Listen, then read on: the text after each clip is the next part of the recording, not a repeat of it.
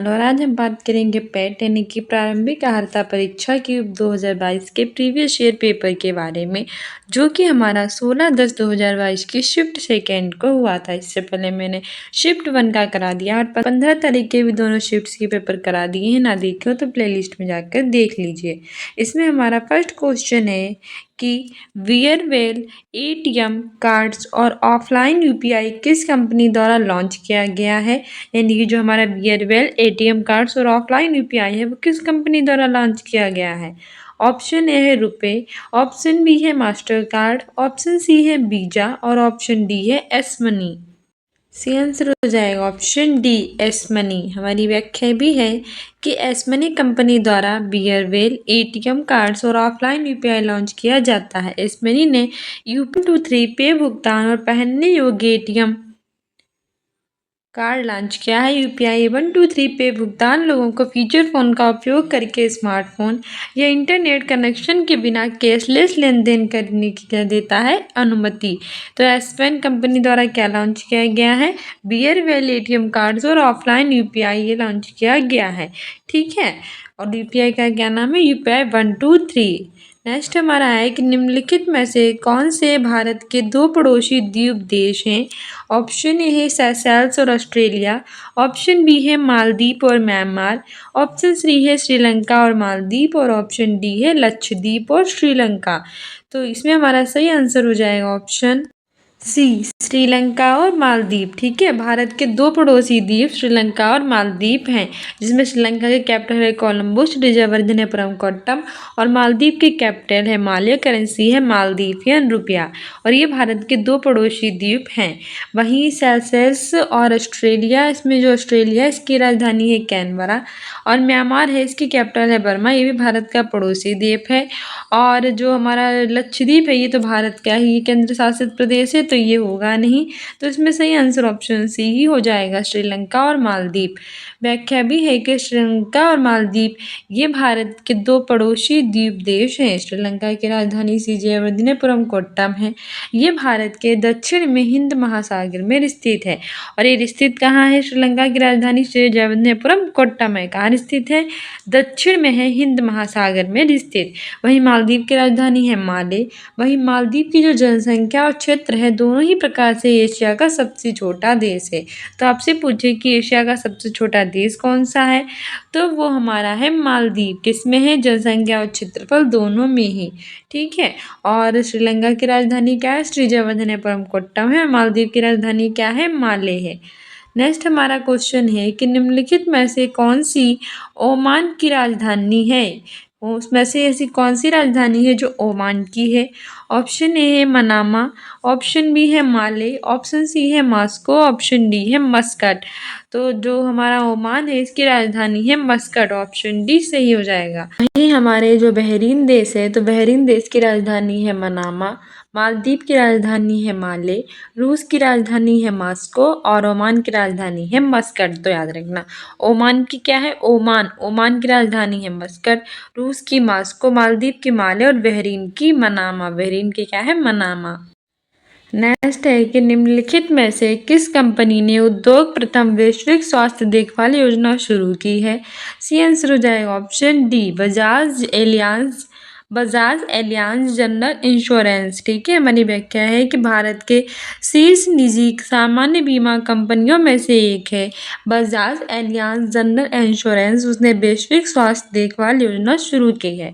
वहीं global health care एक पूर्ण स्वास्थ्य क्षतिपूर्ति बीमा कार्यक्रम है। नेक्स्ट है कि निम्नलिखित में से लोकसभा के प्रथम अध्यक्ष यानी कि स्पीकर कौन थे।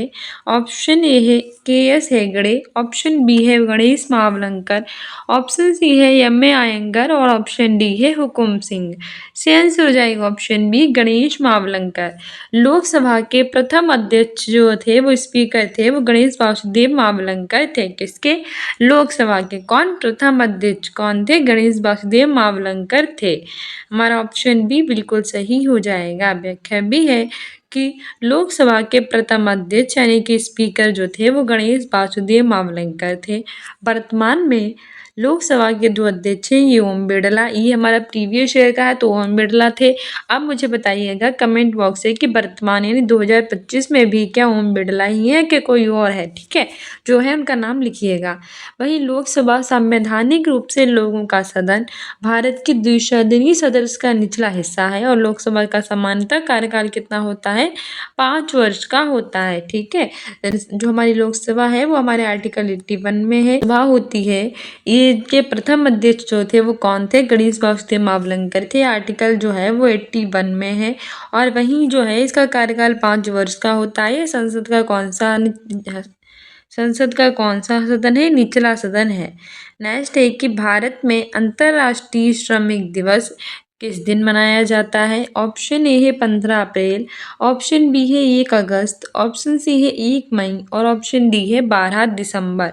बताइए भारत में कब अंतर्राष्ट्रीय श्रमिक दिवस यानी ऑप्शन सी 1 मई, भारत में हर साल 1 मई को अंतर्राष्ट्रीय श्रमिक दिवस मनाया जाता है, ठीक है। हमारा ऑप्शन सी बिल्कुल सही हो जाएगा। व्याख्या भी है कि भारत में श्रमिक दिवस जो है वो 1 मई को सेलिब्रेट करते हैं, जिसे हम अंतर्राष्ट्रीय मजदूर दिवस के नाम से भी जानते हैं और मजदूर दिवस के मनाने की स्टार्टिंग 1 मई 1886 को हुई थी, जब अमेरिका की मजदूर यूनियनों ने काम का समय 8 घंटे से अधिक न रखे जाने के लिए क्या कर दी थी, हड़ताल। तो श्रमिक दिवस कब मनाते हैं, 1 मई। कब से मनाना स्टार्ट हुआ, 1 मई 1886 से मनाना स्टार्ट हुआ था। नेक्स्ट है कि निम्नलिखित में से किस शहर को राजस्थान का सफ़ेद शहर कहा जाता है। ऑप्शन ए है बीकानेर, ऑप्शन बी है अजमेर, ऑप्शन सी है उदयपुर और ऑप्शन डी है जयपुर। सी आंसर हो जाएगा ऑप्शन सी उदयपुर, ठीक है। उदयपुर शहर है, इसको राजस्थान का सफ़ेद शहर यानी वाइट सिटी कहते हैं, किसकी, राजस्थान की उदयपुर को।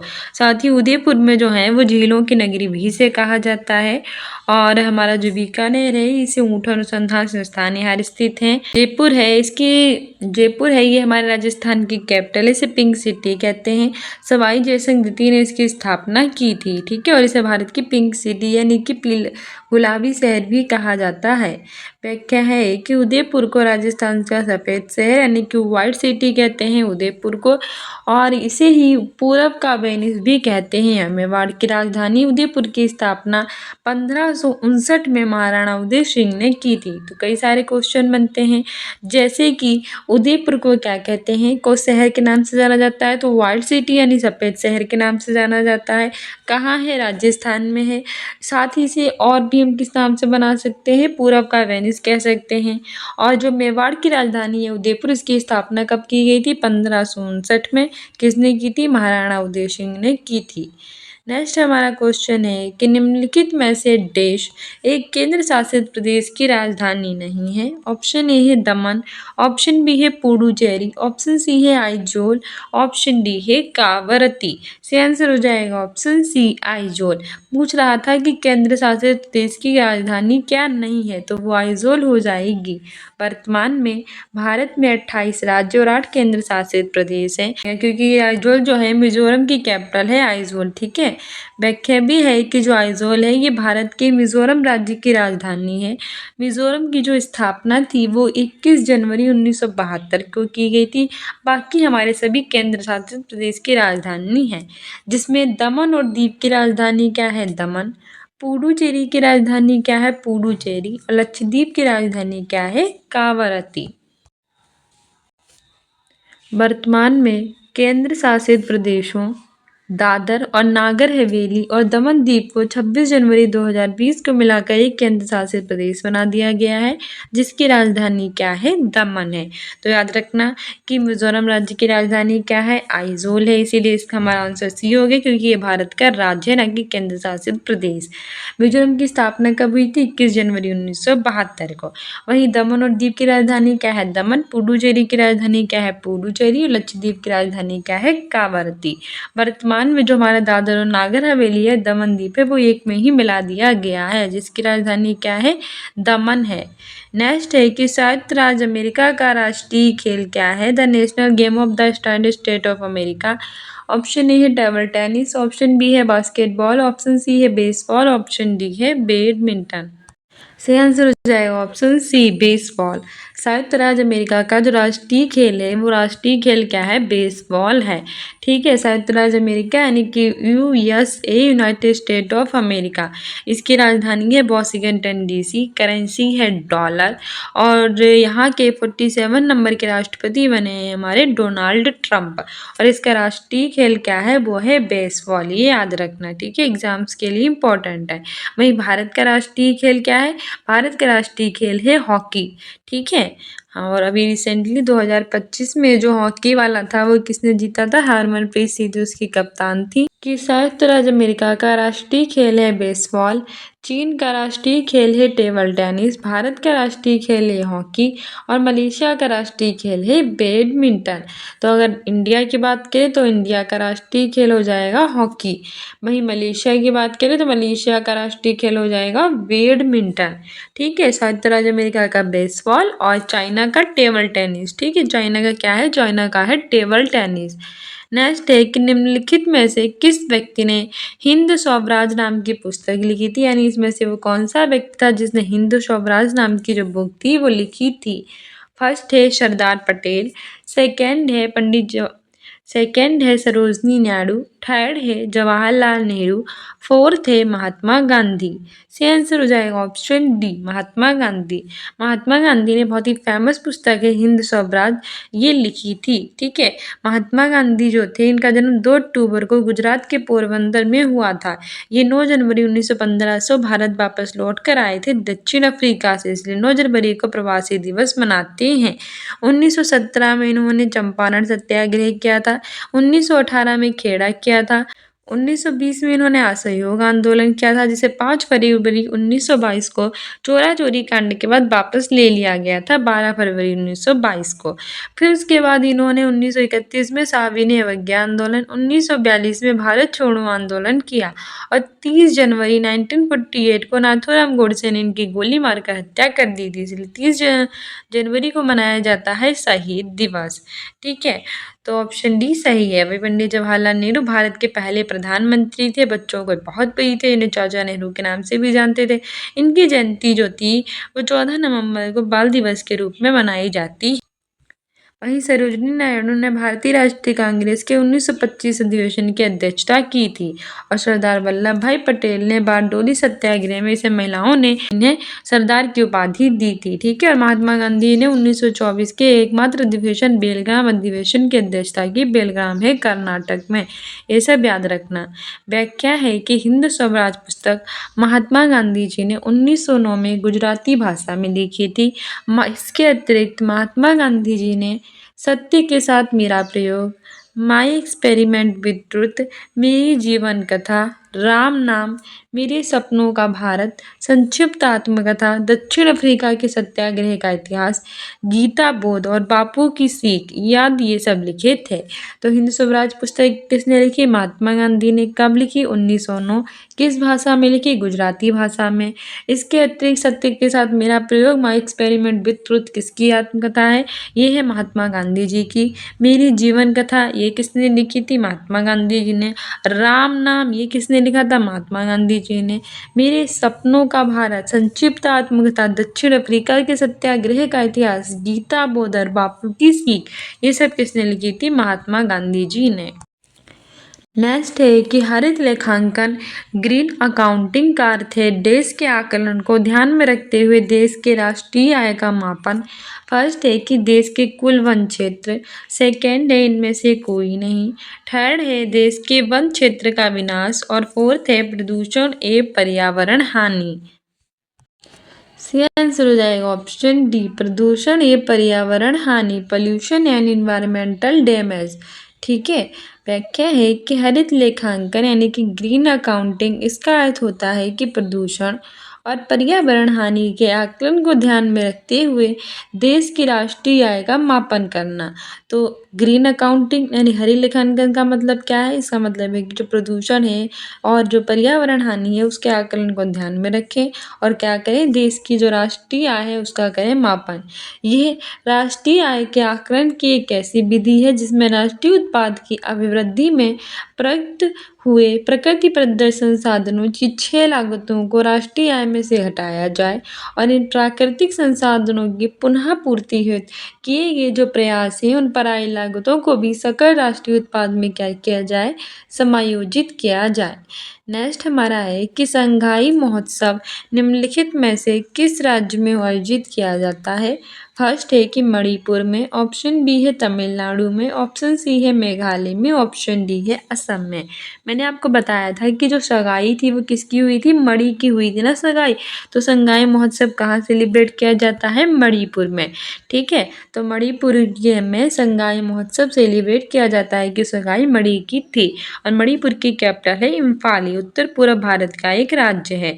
वहीं तमिलनाडु की कैपिटल है चेन्नई और यहाँ का जो शास्त्रीय नृत्य है वो भरतनाट्यम है। मेघालय की कैपिटल है शिलोंग और असम की कैपिटल है दिसपुर और असम का जो शास्त्रीय नृत्य है सत्रिया, ये भारत का नवीनतम शास्त्रीय नृत्य है ना। ठीक है, एग्जाम्स के लिए इम्पोर्टेंट है, पूछ लिया जाता है। तो संगाई महोत्सव कहाँ सेलिब्रेट किया जाता है, मणिपुर में। 21 से लेकर 30 नवंबर तक ये सेलिब्रेट किया जाता है, 21 से 30 नवंबर। इस महोत्सव का नाम वहाँ के राजा पशु संगाई हिरण के नाम पर रखा गया था और इसकी स्टार्टिंग 2010 में हुई थी और राज्य पर्यटन विभाग द्वारा जो है वो इसे किया जाता है। तो आपसे पूछे कि संगाई महोत्सव कहाँ मनाया जाता है, मणिपुर में। मणिपुर की कैपिटल क्या है, इम्फाल। मणिपुर कैसा राज्य है, हमारे उत्तर पूर्व भारत का राज्य है। ठीक है, कब से कब तक मनाया जाता है, 21 से 30 नवंबर तक मनाया जाता है। इस महोत्सव का नाम कैसे पड़ा था, तो यहाँ का राज्य पशु है संगाई हिरण, उसी के नाम पर पड़ा था। स्टार्टिंग कब हुई थी, 2010 में हुई थी और किसके द्वारा किया जाता है, यह आयोजन राज्य पर्यटन विभाग के द्वारा किया जाता है। ठीक है, नेक्स्ट हमारा एक अनुच्छेद दिया गया, हमें अपना ये अनुच्छेद पढ़ना है और 13 से लेकर 17 तक के आंसर देने हैं। हमारा अनुच्छेद है गद्यांश है कि पुराने समय में जो लोग देश की सेवा करना चाहते थे वे ही राजनीति में आते थे। वे अपने भविष्य की चिंता छोड़कर देश की निस्वार्थ यानी बिना किसी स्वार्थ के सेवा में लग जाते थे। आज़ादी की लड़ाई के समय तक लोगों के अंदर सच्चा देश प्रेम था। बहुत से लोगों ने आज़ादी के आंदोलन में जुड़कर सरकारी नौकरी तक छोड़ दी थी, परिवार का सुख त्याग दिया था और यहाँ तक कि अपने प्राणों का मोह तक छोड़ दिया था। कितने ही सच्चे देशभक्त इस आज़ादी की नींव में समा गए और इतिहास में इनका नाम तक नहीं है। आज भी हमारे देश में अनगिनत नेता हैं जो अलग अलग पार्टी के साथ जुड़े हुए हैं। आवश्यकता पड़ने पर ये लोग तुरंत पार्टी बदलकर दूसरी पार्टी में चले जाते हैं। नेतागिरी का लोभ निसंदेह मनुष्य को पतित बनाता जा रहा है। सारा देश नेतृत्व की अभिलाषा का शिकार होता जा रहा है। भाषण, गर्जन, तिकड़म और छल के झूठे वादों और धोखे की कस्मों से सारा सार्वजनिक वातावरण कोलाहल पूर्ण हो गया है। जहाँ देखो वहीं नेताजी नजर आएंगे। लगता है कि समाज का प्रत्येक व्यक्ति अब नेता बनना चाहता है, भले ही उसका कोई अनुगमन करने वाला ना हो। देश की सारी सुविधाओं का उपयोग करते हुए ये अपने आप को किसी राजा महाराजा से कम नहीं समझते। विदेश जाकर महंगा इलाज कराते हैं। सत्ता में आने के लिए लंबे लंबे भाषण दिए जाते हैं, गर्जना की जाती है, तिकड़म और छल के झूठे वादों और धोखे की कस्में खाई जाती हैं। दूसरी पार्टियों पर कीचड़ उछाला जाता है। एन केन प्रकारेण साम दाम दंड और भेद नीतियों का प्रयोग करके अपने गंतव्य तक पहुंच जाते हैं। ऐसे राजनेता देश के युवकों को गलत दिशा दिखाते हैं परंतु अपने बच्चों को विदेश में पढ़ने भेजते हैं। ये अच्छी तरह समझते हैं कि मुफ्त की चीज़ों के लालच में जनता उनको वोट दे ही देगी। ये कभी नहीं चाहेंगे कि लोग शिक्षित होकर अपने अधिकारों के प्रति क्या हों, जागरूक बने। तो ये हमारा एक गद्यांश था। इसका फर्स्ट क्वेश्चन है कि नेता नहीं चाहते कि लोग शिक्षित होकर अपने अधिकारों के प्रति जागरूक बने। सबसे सही इसमें तर्कयुक्त उत्तर कौन सा है? फर्स्ट, कि लोगों के शिक्षित हो जाने पर लोग वोट के लिए किए गए झूठे वादों को पूरा करने के लिए दबाव डालेंगे। सेकंड है कि शिक्षित हो जाने पर जो लोग हैं वो रोजगार की मांग करेंगे। थर्ड है कि लोगों के शिक्षित हो जाने पर नेताओं के पास कुछ भी करने योग्य कार्य नहीं बचेगा। और फोर्थ है कि शिक्षित लोग अपने वोट की असली कीमत पहचानते हैं और जाति और धर्म के आधार पर बनाए गए नेताओं के समीकरण को बिगाड़ देंगे। तो सबसे अच्छा ऑप्शन डी ही हो जाएगा कि जो शिक्षित लोग हैं वो अपने वोट की जो असली ताकत है उसको क्या है पहचानते हैं, क्या कह रहे हैं उनकी वोट की असली कीमत है क्या, और जाति और जो धर्म होता है उसके आधार पर बनाए गए नेताओं के जो समीकरण हैं उनको क्या करेंगे बिगाड़ देते हैं। ठीक है, तो ऑप्शन डी ही सही हो जाएगा। व्याख्या भी है कि उपयुक्त अनुच्छेद के अनुसार नेता नहीं चाहते हैं कि लोग शिक्षित होकर यानी कि पढ़ लिख कर अपने अधिकारों के प्रति क्या बने जागरूक, क्योंकि शिक्षित लोग हैं वो अपने वोट की असली कीमत को पहचानेंगे और जाति और धर्म के आधार पर बनाए गए नीति के समीकरण को क्या करेंगे बिगाड़ देंगे।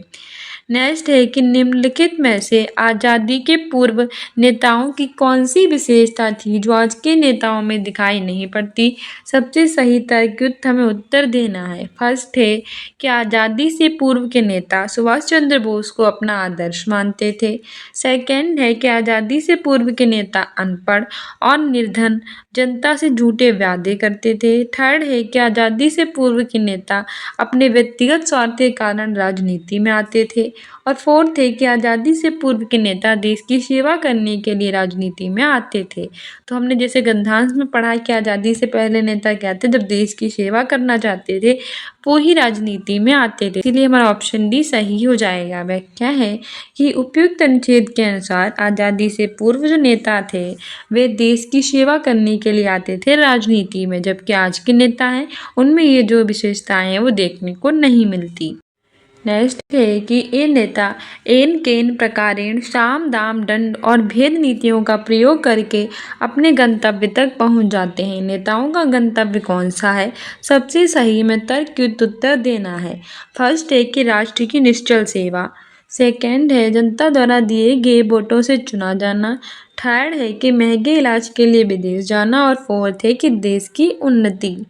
सही आंसर हो जाएगा ऑप्शन बी, जनता द्वारा दिए गए वोटों से चुना जाना। ठीक है, व्याख्या है कि उपयुक्त अनुच्छेद के अनुसार आज के जो नेता हैं वे एन केन प्रकारेण साम दाम दंड और भेद नीतियों का प्रयोग करके अपना जो गंतव्य होता है, अपने जो स्थान होता है, अपनी जो सही रास्ता, अपनी जो मंजिल होती है वहाँ तक क्या कर लेते हैं पहुँच जाते हैं। और ध्यान दें कि जनता द्वारा दिए गए वोटों से ही जाना जाना ही क्या है इनका गंतव्य, यानी कि इन्हें जहाँ जाना है वो जनता के वोटों के आधार पर ही ये वहाँ जा सकते हैं। नेक्स्ट है कि अनुच्छेद के आधार पर बताइए कि आजकल के अधिकांश नेतागण वोट पाने के लिए जनता की कौन सी दुर्बलता का फायदा उठाते हैं। इसमें से आपको सबसे सही आंसर बताना है। चारों ऑप्शंस में से आपको बे ऑप्शन बताना है सबसे सही जो कि दुर्बलता का फायदा उठाते हैं जिससे नेता। फर्स्ट है कि गरीब जनता को कपड़े और पैसे बांट देंगे। सेकंड है कि अपने स्वार्थ के लिए दल बदल देंगे। थर्ड है कि गुंडे और भ्रष्टाचारियों के साथ मिलकर तिगड़म करेंगे। फोर्थ है कि चुनाव जीतने के लिए जनता को मुफ्त की चीज़ों देने का क्या करेंगे वादा। सही आंसर हो जाएगा ऑप्शन डी कि चुनाव जीतने के लिए जनता को मुफ्त की चीज़ें करने देने का, यानी कि जो मुफ्त में चीज़ें दे मिलती हैं वो चीज़ें देने का वादा करेंगे। है कि उपयुक्त अनुच्छेद के आधार पर जो आजकल के अधिकांश नेतागण हैं वो वोट पाने के लिए जनता की लालच रूपी जो दुर्बलता है उसका क्या उठाते हैं फ़ायदा, इसलिए चुनाव जीतने के लिए जनता को मुफ्त की चीज़ें देने का क्या करते हैं वादा करते हैं। नेक्स्ट है कि नेता लोग पार्टी क्यों बदलते हैं। सबसे सही तर्क बताइए कि क्या नेता लोग पार्टी बदल क्यों देते हैं। सबसे सही तर्कयुक्त उत्तर देना है। फर्स्ट है कि नेताओं के सिद्धांत से पिछली पार्टी के सिद्धांतों का मेल नहीं खाता। सेकंड है कि स्वार्थ सिद्धि के लिए पुरानी पार्टी छोड़कर नई पार्टी में आना। थर्ड है कि देश की समस्याओं का हल खोजने के लिए नए नए प्रयास करना। और फोर्थ है कि नई पार्टी के विचारों से नेताओं के विचारों का जो मेल है वो खाना। सही आंसर हो जाएगा ऑप्शन बी, स्वार्थ सिद्धि के लिए पुरानी पार्टी छोड़कर नई पार्टी में आना। जो नेता लोग हैं वो पार्टी क्यों बदलते हैं, क्योंकि ये स्वार्थ की सिद्ध करने के लिए पुरानी पार्टी को छोड़कर नई पार्टी में आ जाते हैं। इसीलिए हमारी व्याख्या भी है कि उपयुक्त अनुच्छेद के आधार पर आजकल के नेतागण जब आवश्यकता पड़ती है तो स्वार्थ को सिद्ध करने के लिए पुरानी पार्टी छोड़ देते हैं और नई पार्टी में चले आते हैं, इसलिए ऑप्शन बी बिल्कुल सही है। नेक्स्ट हमें फिर से एक गद्यांश दिया गया है, क्योंकि 2 गद्यांश आते हैं 5-5 नंबर के, यानी टोटल 10 नंबर के, 18 से 22 तक है और इसके आंसर देने हैं। हमारा गद्यांश है कि विचारों का हमारे जीवन में सर्वाधिक महत्व होता है। हम जैसे विचार करते हैं उसी प्रकार की घटनाओं को हम हमारे जीवन में आकर्षित करते हैं। यदि हम उत्साह और आनंद के विचारों में रहते हैं तो जीवन में अच्छी घटनाओं को आकर्षित करने लगते हैं, और इसके विपरीत अगर हम निराशा और चिंता के विचार जीवन में दुर्घटनाओं को अपनी ओर खींचते हैं। दूसरी बात विश्वास करने की है। यदि हम स्वयं पर या अपने बनाने वाले पर सच्चा विश्वास करते हैं तो स्थिति कैसी होती है, अलग। और यदि हम इस जीवन में नकारात्मक सोच भरते रहते हैं तो हमारा जीवन निराशा के अंधकार से भर जाएगा। क्या आपने कभी जीवन में घटने वाली घटनाओं और अपने अंदर के उस समय की मानसिक विचारात्मक स्थिति का अध्ययन किया है? यदि आप आशा, उत्फुल्लता और आत्मविश्वास की चर्चा से ओतप्रोत हैं तो कार्य सिद्धि और सफलता के बहुत पास हैं। इसके विपरीत निराशा, कुंठा, भय और संदेह के साथ लिए गए निर्णय सदैव गलत और सफलता के कैसे होते हैं, विपरीत। हमारे अंदर मनोवेग सर्वदा ही विद्यमान रहते हैं और उन्हीं के कारण हमारी मानसिक स्थिति जो है वो बदलती रहती है। कुछ मनोवेग जैसे कि क्रोध, शोक, चिरकालीन ईर्ष्या, गहरी चिंता, भय, निराशा आदि के भाव सदा घातक होते हैं और लंबे समय तक इनकी तीव्रता हमें शारीरिक, मानसिक और भावनात्मक रूप से पंगु बना सकती है। आशा, उत्फुल्लता, प्रसन्नता, मुस्कान, निश्चिंतता, शांति, संतुष्टि, विश्वास, आनंद आदि भाव रचनात्मक होते हैं और लंबे समय तक इनके अभ्यास द्वारा निरोगता, समृद्धि और सफलता प्राप्त की जा सकती है। कई वैज्ञानिकों ने प्रयोग द्वारा इन तथ्यों की पुष्टि की है। आज हम यदि इन विचारों पर ध्यान देना शुरू कर दें तो दुर्भाग्य तो सौभाग्य में बदल सकते हैं। वेदों में परमात्मा से ही प्रार्थना की गई है, आ नो भद्रा कृतवो यंतु विश्वत, यानी सभी दिशाओं से नेक विचार मेरी ओर आए। तो ये हमारा बहुत प्यारा गद्यांश था और इसका फर्स्ट क्वेश्चन है कि हमारा जीवन कब निराशा से अंधकार में भर जाता है, यानी कि कब निराशा के अंधकार से हमारा जीवन कैसे हो जाता है, भर जाएगा। फर्स्ट है कि जब हम क्रोध, शोक, ईर्ष्या, चिंता, भय आदि घातक मनोभावों से कैसे रहेंगे, दूर रहेंगे। सेकेंड है जब हम बड़ों का सम्मान करेंगे, उनका आशीर्वाद लेंगे। थर्ड है कि जब क्रोध, शोक, ईर्ष्या, चिंता, भय ये सब घातक मनोभाव लंबे समय तक अपनी तीव्रता से हमें प्रभावित करेंगे। और फोर्थ है जब हम आशा, उत्फुल्लता, प्रसन्नता, मुस्कान, रचनात्मक भावों में क्या है, खोए रहेंगे। सी आंसर हो जाएगा ऑप्शन सी, जब हम क्रोध, शोक, ईर्ष्या, चिंता, भय इन सभी घातक मनोभाव लंबे समय तक अपनी तीव्रता से हमें क्या करेंगे, प्रभावित करते हैं। ठीक है, व्याख्या है कि उपयुक्त अनुच्छेद के आधार पर जब शोक, ईर्ष्या, क्रोध, चिंता, भय ये सभी घातक मनोभाव लंबे समय तक अपनी तीव्रता से हमें प्रभावित करते हैं तब हमारा जीवन निराशा के अंधकार से क्या हो जाता है, भर जाता है। नेक्स्ट है कि प्रिय घटनाओं को हम अपने जीवन में आकर्षित करने के लिए क्या करना चाहिए। फर्स्ट है कि ईश्वर का लगातार ध्यान और चिंतन करना चाहिए। सेकेंड है निरोगता, समृद्धि और सफलता के विचारों से दूर रहना चाहिए। थर्ड है कि हमारा मनोमस्तिष्क प्रिय विचारों से सदा परिपूरित रहना चाहिए। और फोर्थ है कि नकारात्मक सोच वाले विचारों का चिंतन करना चाहिए। सी आंसर हो जाएगा ऑप्शन सी, हमारा मनोमस्तिष्क प्रिय विचारों से सदा परिपूरित रहना चाहिए। ठीक है, प्रिय घटनाओं को अपने जीवन में आकर्षित करने के लिए हमें क्या करना चाहिए, हमें जो है वो हमारे मनोमस्तिष्क प्रिय विचारों से सदा परिपूरित रहने चाहिए। हमारी व्याख्या भी है कि उपयुक्त अनुच्छेद के अनुसार हमें जो प्रिय घटनाएं हैं उनको अपने जीवन में आकर्षित करने के लिए मनोमस्तिष्क प्रिय विचारों से सदा परिपूरित रहना चाहिए। नेक्स्ट है कि अपने दुर्भाग्य को सौभाग्य में कैसे बदला जा सकता है। फर्स्ट है कि ज्योतिषी को अपनी जन्मपत्री दिखाकर। सेकंड है कि सुबह उठकर चींटियों को आटा और चीनी खिलाने से। थर्ड है कि अपने मस्तिष्क के विचारों पर ध्यान देकर लगातार रचनात्मक विचारों द्वारा। और फोर्थ है कि शनिवार और मंगलवार को हनुमान जी के मंदिर जाकर। तो हमने जैसे गद्यांश पढ़ा था तो उसमें यही था कि अपने हम दुर्भाग्य को सौभाग्य में बदलना चाहते हैं तो हमें अपने मस्तिष्क के विचारों पर ध्यान देना चाहिए और लगातार रचनात्मक विचारों की तरफ जाना चाहिए, यानी कि हमें पॉजिटिव चीज़ें सोचनी चाहिए। ठीक है, यही हमारा एक आइडिया होता है, यही हमारा एक रास्ता होता है। व्याख्या भी है कि अनुच्छेद के आधार पर अपने मस्तिष्क के विचारों पर ध्यान देकर लगातार रचनात्मक विचारों के द्वारा अपने दुर्भाग्य को सौभाग्य में क्या किया जा सकता है, बदला जा सकता है। नेक्स्ट है कि निम्नलिखित में से किस वर्ग के सभी भाव रचनात्मक हैं, यानी कि इनमें से वो कौन सा वर्ग है जिसके सभी भाव कैसे हैं, रचनात्मक यानी कि क्रिएटिव हैं। फर्स्ट है कि प्रेम, स्नेह, भाईचारा, अशांति, ईमानदारी, मुस्कान, क्रोध और शौक।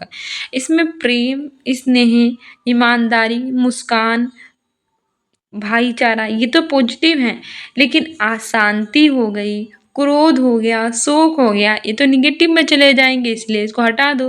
सेकंड है सहानुभूति, कर्तव्य पालन, संतुष्टि, विश्वास, क्रोध, शोक और ईर्ष्या। इसमें भी हमारी सहानुभूति हो गई, कर्तव्य पालन हो गई, संतुष्टि हो गया, विश्वास हो गया, ये तो हमारे पॉजिटिव हैं, लेकिन क्रोध है, शोक है, ईर्ष्या है, ये निगेटिव में चला जाएगा। थर्ड है क्रोध, शोक, ईर्ष्या, चिंता, भय, निराशा, भाईचारा और कर्तव्यशीलता।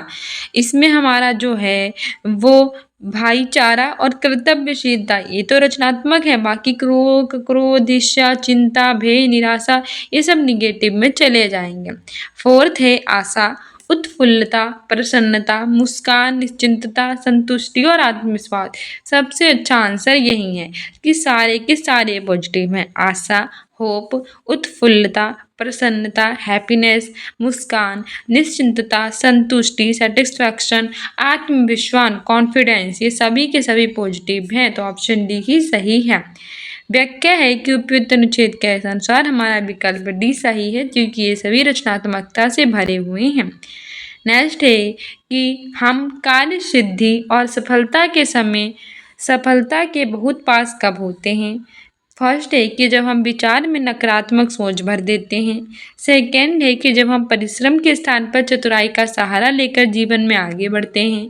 थर्ड है कि जब हम क्रोध, शोक, ईर्ष्या, चिंता, भय इन सभी घातक मनोभावों का आश्रय लेते हैं। और फोर्थ है कि जब हम आशा, उत्फुल्लता और आत्मविश्वास की ऊर्जा से ओतप्रोत होते हैं। तो हम कार्य सिद्धि और सफलता के बहुत पास कब होते हैं।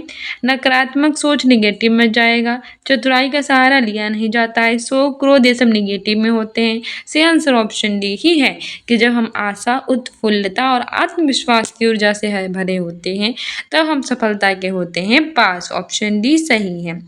व्याख्या है कि उपयुक्त अनुच्छेद के अनुसार जब हम आशा, उत्फुल्लता और आत्मविश्वास की ऊर्जा से ओतप्रोत होते हैं तब हम कार्य सिद्धि और सफलता के बहुत ज़्यादा पास में होते हैं। नेक्स्ट है कि हमें एक तालिका दी गई है, उस तालिका को हमें पढ़ना है जो अलग 6 विषयों में है और अंकों के प्रतिशत को दर्शाती है। इसको सावधानीपूर्वक पढ़कर आंसर देने हैं। तो ये हमारे सब्जेक्ट मैक्सिमम मार्क्स है, विषय अधिकतम अंक हैं। ये है हमारे स्टूडेंट्स यानी कि छात्र इधर दे रखे हैं। ये हमारे हिस्ट्री में 150 में से आए हैं, ये मैथ में 130 में से आए हैं, ये इंग्लिश अंग्रेजी में 120 में से आए हैं, ये बायोलॉजी जीव विज्ञान में 100 में से हैं, ये हिंदी 60 में से हैं और ये कंप्यूटर 40 में से हैं। ठीक है, इनको हमने अलग अलग बांटा है, जैसे कि अंकित हो गया, इसको इस तरह से मिले हैं, ब्रजेश हो गया उसको ऐसे मिले हैं, चिराग हो गया, दिवेश हो गया, एहान हो गया, फारूक हो गया और गौतम हो गया। ठीक है, इसमें फर्स्ट क्वेश्चन है कि अंग्रेजी में सभी 7 छात्रों द्वारा प्राप्त लगभग औसत अंक कितने हैं। फर्स्ट है 75, ऑप्शन बी है 93, थर्ड है 79, 89 और ऑप्शन डी है 84, यानी कि 75, 93, 89 और 84। तो बताइए अंग्रेजी में सभी छात्रों द्वारा प्राप्त लगभग औसत कितना है। सही आंसर हो जाएगा ऑप्शन सी 89 यानी कि 89। व्याख्या भी है अंकित को अंग्रेजी में इस तरह से अंक प्राप्त हुए, ब्रजेश को अंग्रेजी में ऐसे अंक प्राप्त हुए, चिराग तो इस तरह से प्राप्त हुए, दिव्येश को इस तरह से प्राप्त हुए अंक, वही यहान, फारूक, गौतम, इन सबको इस तरह से अंक प्राप्त हुए। इस तरह से अंग्रेजी में सभी 7 छात्रों द्वारा प्राप्त जो है उन सबको जोड़ लिया गया, फिर 7 से हमने कर लिया इसको और हमारा आंसर हो गया 89। नेक्स्ट है कि सभी 6 विषयों में यहान द्वारा प्राप्त कुल अंक कितने हैं। फर्स्ट है कि 108, ऑप्शन बी है 442, थर्ड है 419, फोर है 309। सी आंसर हो जाएगा ऑप्शन बी 442। विषयों में यहाँ द्वारा प्राप्त अंक जो हैं वो इस तरह से हैं और हमारा आंसर आ गया। नेक्स्ट है कि निम्न में से किस विषय में कुल प्रतिशत न्यूनतम है। पहला है इतिहास, दूसरा है हिंदी, तीसरा है अंग्रेजी, चौथा है गणित। सी आंसर हो जाएगा ऑप्शन डी गणित। ठीक है, प्रश्नों को हमने इस तरह से सॉल्व किया कि इतिहास विषय में कुल प्रतिशत है, गणित विषय में कुल प्रतिशत है, अंग्रेजी विषय में कुल प्रतिशत है, जीव विज्ञान में, हिंदी में, कंप्यूटर में कुल प्रतिशत। इस तरह से हमने इसको निकाल लिया तो हमारा इस तरह से स्पष्ट है कि गणित विषय में प्रतिशत कैसा है, न्यूनतम है। ठीक है, नेक्स्ट है कि ब्रजेश का कुल प्रतिशत लगभग कितना है। फर्स्ट है कि 53%, ऑप्शन बी है 83%, ऑप्शन सी है 78%, ऑप्शन डी है 71%। सी आंसर हो जाएगा ऑप्शन सी 78%। ठीक है, व्याख्या है कि ब्रजेश द्वारा सभी विषयों में प्राप्त अंक और कुल प्रतिशत, तो सही आंसर हो जाएगा 78%। नेक्स्ट है कि सभी विषयों में 60% या उससे अधिक प्राप्त करने वाले छात्रों की संख्या कितनी है।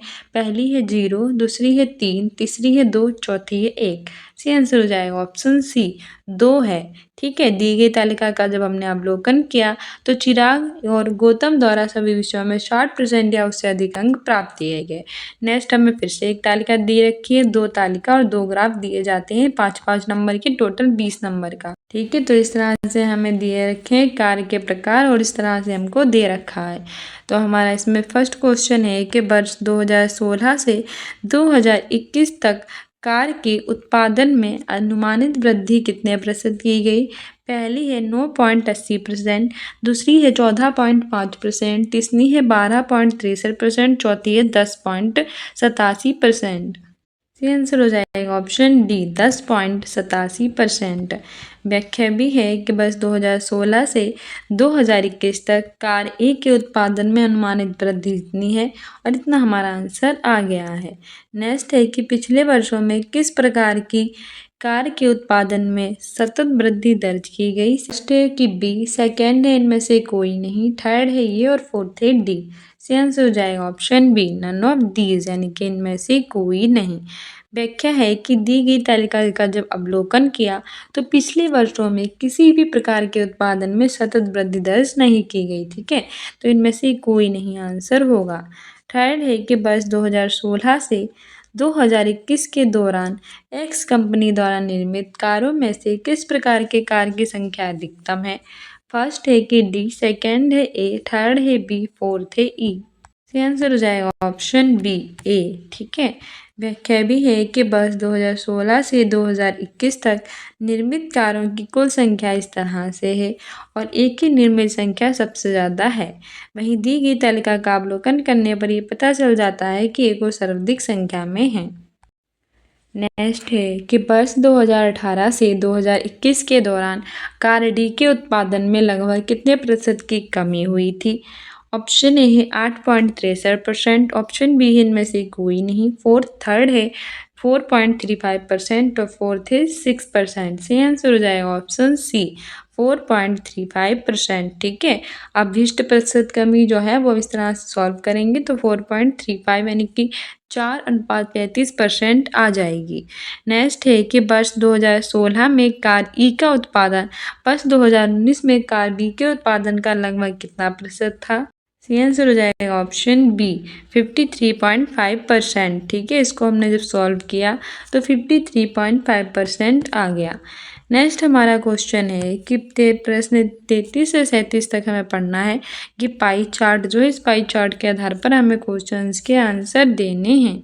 ठीक है, हमारा फर्स्ट है कि संवर्धन लागत पर किए गए खर्च के अनुरूप खंड सेक्टर का केंद्रीय कोण क्या है। से आंसर हो जाएगा ऑप्शन ए 18 डिग्री। जब हमने इसको सॉल्व किया इसको इस तरह से तो हमारा 18 डिग्री आ गया। सेकेंड क्वेश्चन है कि पुस्तक का मूल्य लागत मूल्य से 20% रुपये अंकित किया गया। यदि पुस्तक का अंकित मूल्य रुपये 160 है तो पुस्तक की एक प्रति में उपयोग किए गए कागज की लागत क्या है? सी आंसर हो जाएगा 40 रुपये। ठीक है, माना पुस्तक का क्रय मूल्य 100 है, अंकित मूल्य 120 है। इस तरह से सॉल्व करेंगे तो 40 रुपये आ जाएगा। नेक्स्ट है कि यदि 52,000 प्रतियों का प्रकाशन किया गया और उसकी परिवहन लागत की राशि 80,500 है तो पुस्तक की अनुमानित विक्रय कीमत क्या होनी चाहिए ताकि प्रकाशक 25% का लाभ अर्जित कर सके? सी आंसर हो जाएगा ऑप्शन ए 387.02। ठीक है, हमारी व्याख्या है किस तरह से जब हम इसको सॉल्व करेंगे तो हमारा आंसर आ जाएगा 387.02। नेक्स्ट है कि पुस्तक की रॉयल्टी मुद्रण लागत से कितने प्रतिशत कम है? पहली है 25, दूसरी है 20, तीसरी है 15, चौथी है 10। इसका आंसर हो जाएगा ऑप्शन बी 20%। पुस्तक की रॉयल्टी मुद्रण लागत से 20% का जो कितनी कम है 20%। जब हमने इसको इस तरह से सॉल्व किया तो 20% आ गया। नेक्स्ट है कि यदि पुस्तकों की एक निश्चित मात्रा के लिए प्रकाशक को 20,600 मुद्रण लागत के रूप में देना होता है तो इन पुस्तकों के लिए रॉयल्टी की कितनी रकम देनी होगी? पहली है 9,450, दूसरी है 13,820, तीसरी है 16,480, चौथी है 11,200। सी आंसर हो जाएगा ऑप्शन सी 16,480। ठीक है, व्याख्या है कि 25% बराबर हमारा इतना होता है। इस तरह से 16,480 रुपये हो जाता है। नेक्स्ट है कि हमें एक ग्राफ दे रखा है, इस ग्राफ का अध्ययन करना है और इसके आधार पर हमें क्वेश्चंस के आंसर देने हैं। हमारा फर्स्ट क्वेश्चन है कि किस वर्ष में कंपनी के आयात निर्यात के अल्पतम अनुपातिक थे? ऑप्शन ए है 2002, ऑप्शन बी है 2005, ऑप्शन सी है 2004, ऑप्शन डी है 2003। आंसर हो जाएगा ऑप्शन डी 2003। ठीक है, हमारी व्याख्या है कि दिए गए ग्राफ से स्पष्ट है कि 2003 में कंपनी के आयात निर्यात के क्या हैं अल्पतम आनुपातिक थे। नेक्स्ट है कि यदि वर्ष 2004 में आयात 240 करोड़ था और वर्ष 2004 और 5 का कुल संयुक्त निर्यात 500 करोड़ था तो 2005 में आयात कितना था? पहला है कि 200 करोड़, दूसरा है 450 करोड़, थर्ड है 420 करोड़ और फोर्थ है कि 250 करोड़। से आंसर हो जाएगा ऑप्शन बी 450 करोड़। में आयात और निर्यात का अनुपात इस तरह से है और इसके जब हम सॉल्व करेंगे तो हमें हमारा आंसर मिल जाएगा 450 करोड़। नेक्स्ट है कि ये 2002 में कंपनी का आयात 260 करोड़ है तो 2002 में कंपनी से निर्यात था। से आंसर हो जाएगा ऑप्शन डी 325 करोड़। ठीक है, हमारी व्याख्या है कि इस तरह से जब हम इसको सॉल्व करेंगे हमारा 325 करोड़ आ जाएगा। नेक्स्ट है कि दिए गए वर्षों में से कितने वर्षों में निर्यात आयात से अधिक था? ऑप्शन ए है 1, ऑप्शन बी है 4, ऑप्शन सी है 3, ऑप्शन डी है 2। से आंसर हो जाएगा ऑप्शन बी 4। व्याख्या है कि आयात निर्यात इस तरह से दिया गया है और हमारा सही आंसर हो जाएगा। ठीक है, नेक्स्ट हमारा क्वेश्चन है कि इस तरह से इसको सॉल्व करने पर हमें हमारा जो आंसर है वो निकल आकर मिल जाए। इस तरह से हमें हमारा आंसर मिल जाएगा। नेक्स्ट है कि वर्ष 2003 से 2004 तक आयात में कितने प्रतिशत की वृद्धि हुई? सही आंसर हो जाएगा ऑप्शन बी कि डेटा हमें सही से नहीं दिया गया है। ठीक है, डेटा अपर्याप्त। व्याख्या भी है कि इस प्रश्न को हल करने के लिए डेटा अपर्याप्त है क्योंकि 2003 और 2004 में अनुपात का उल्लेख है बल्कि राशि का नहीं। नेक्स्ट है कि जैन धर्म का सबसे महत्वपूर्ण मौलिक सिद्धांत यानी कि जो हमारा जैन धर्म था इसके सबसे इम्पोर्टेंट मौलिक सिद्धांत क्या है? ऑप्शन ए है कर्म, ऑप्शन बी है अहिंसा, ऑप्शन सी है वैराग्य और ऑप्शन डी है निष्ठा। सही आंसर हो जाएगा ऑप्शन बी अहिंसा। जैन धर्म का सबसे महत्वपूर्ण मौलिक सिद्धांत अहिंसा है। व्याख्या है कि अहिंसा जैन धर्म के 5 सिद्धांतों में से सबसे मौलिक है। भगवान महावीर ने भी कहा है कि अहिंसा परमो धर्मा। जैन धर्म के 5 सिद्धांत है जिसमें अहिंसा है मतलब किसी भी जीव को चोट ना पहुंचाना, सत्य है यानी कि झूठ ना बोलना, अस्तेय है यानी कि चोरी ना करना, अपरिग्रह है यानी संपत्ति का संचय ना करना और ब्रह्मचार्य है यानी कि सात्विक जीवन बिताना। तो जैन धर्म के कितने सिद्धांत थे? 5। उसमें सबसे मौलिक कौन सा है? अहिंसा है। और भगवान महावीर ने क्या कहा है? अहिंसो परमा धर्मा। तो जैन धर्म के 5 सिद्धांत क्या हैं? अहिंसा है, जिसका मतलब होता है जीव को चोट ना पहुंचाना। सत्य है, इसका मतलब होता है झूठ ना बोलना। अस्तेय है, इसका मतलब है चोरी ना करना। अपरिग्रह है, इसका मतलब संपत्ति का संचय ना करना। और ब्रह्मचार्य है यानी कि सात्विक जीवन बिताना। नेक्स्ट है कि निम्नलिखित में से किस शासक के दरबार में बहुत से विद्वानों को नवरत्न के रूप में अलंकृत किया गया था? पहला है चंद्रगुप्त सेकंड, दूसरा है इनमें से कोई नहीं, तीसरा है श्रीगुप्त और चौथा है समुद्रगुप्त। से आंसर हो जाएगा ऑप्शन ए चंद्रगुप्त सेकंड, जिन्हें हम चंद्रगुप्त विक्रमादित्य के नाम से भी जानते हैं। और इन्हीं के शासन के दरबार में हमारे विद्वानों को नवरत्न के रूप में अलंकृत किया गया था, यानी कि 9 रत्न थे। ठीक है। व्याख्या भी है कि चंद्रगुप्त सेकंड के दरबार में बहुत से विद्वानों को नवरत्न के रूप में अलंकृत किया गया था। इसमें जो थे वो धन्वंतरी थे, छप्पड़क थे, अमर सिंह थे, शंकु थे, घटकपर थे, कालिदास थे, बेताल भट्ट थे, बररुचि थे और बारामिहिर थे। वहीं उज्जैन में विक्रमादित्य के ये सब दरबार में थे। और चंद्रगुप्त द्वितीय ने विक्रमादित्य की भी उपाधि धारण की थी। तो चंद्रगुप्त द्वितीय जो थे उन्हें चंद्रगुप्त विक्रमादित्य भी कहते थे, जिन्होंने विक्रमादित्य की उपाधि धारण की थी। इनके दरबार में कौन थे? 9 रत्न थे। कौन कौन से? धन्वंतरी, छप्पड़क, अमर सिंह, शंकु, घटकपर, कालिदास, बेताल भट्ट, बररुचि और बारामिहिर। ठीक है। नेक्स्ट क्वेश्चन है कि दिल्ली सल्तनत के निम्नलिखित राजवंशों में से किसने सबसे कम अवधि तक शासन किया? यानी कि दिल्ली सल्तनत में ये जो राजवंश थे, इसमें ऐसा कौन सा राजवंश था जिसने सबसे कम यानी कि सबसे कम अवधि तक शासन किया था? ऑप्शन ए है खिलजी वंश, ऑप्शन बी है लोदी वंश, ऑप्शन सी है सैयद वंश, ऑप्शन डी है तुगलक वंश। से आंसर हो जाएगा ऑप्शन ए खिलजी वंश। ठीक है। दिल्ली सल्तनत में इन वंशों में से सबसे कम जो था वो खिलजी वंश ने शासन किया था। व्याख्या भी है कि दिल्ली सल्तनत के राजवंशों में सबसे कम अवधि तक खिलजी राजवंश ने शासन किया था। खिलजी वंश ने दिल्ली की सत्ता पर 1290 से लेकर 1320 तक शासन किया। जलालुद्दीन फिरोज खिलजी खिलजी वंश के थे संस्थापक। और दिल्ली के खिलजी सुल्तानों में जो अलाउद्दीन खिलजी थे, जिसने 1296 से 1316 तक शासन किया था, ये सबसे प्रसिद्ध और योग्य शासक था। इसने सिकंदर शाही की उपाधि जो थी वो धारण की थी। तो आपसे पूछे कि दिल्ली सल्तनत के राजवंशों में सबसे कम अवधि तक किसका शासन था? तो खिलजी राजवंश का था। इसकी स्थापना किसने की थी? जलालुद्दीन फिरोज खिलजी ने की थी। इसने उन्हें कब से कब तक किया था शासन? 1290 से 1320 तक। दूसरा महत्वपूर्ण सुल्तान कौन था? अलाउद्दीन खिलजी था।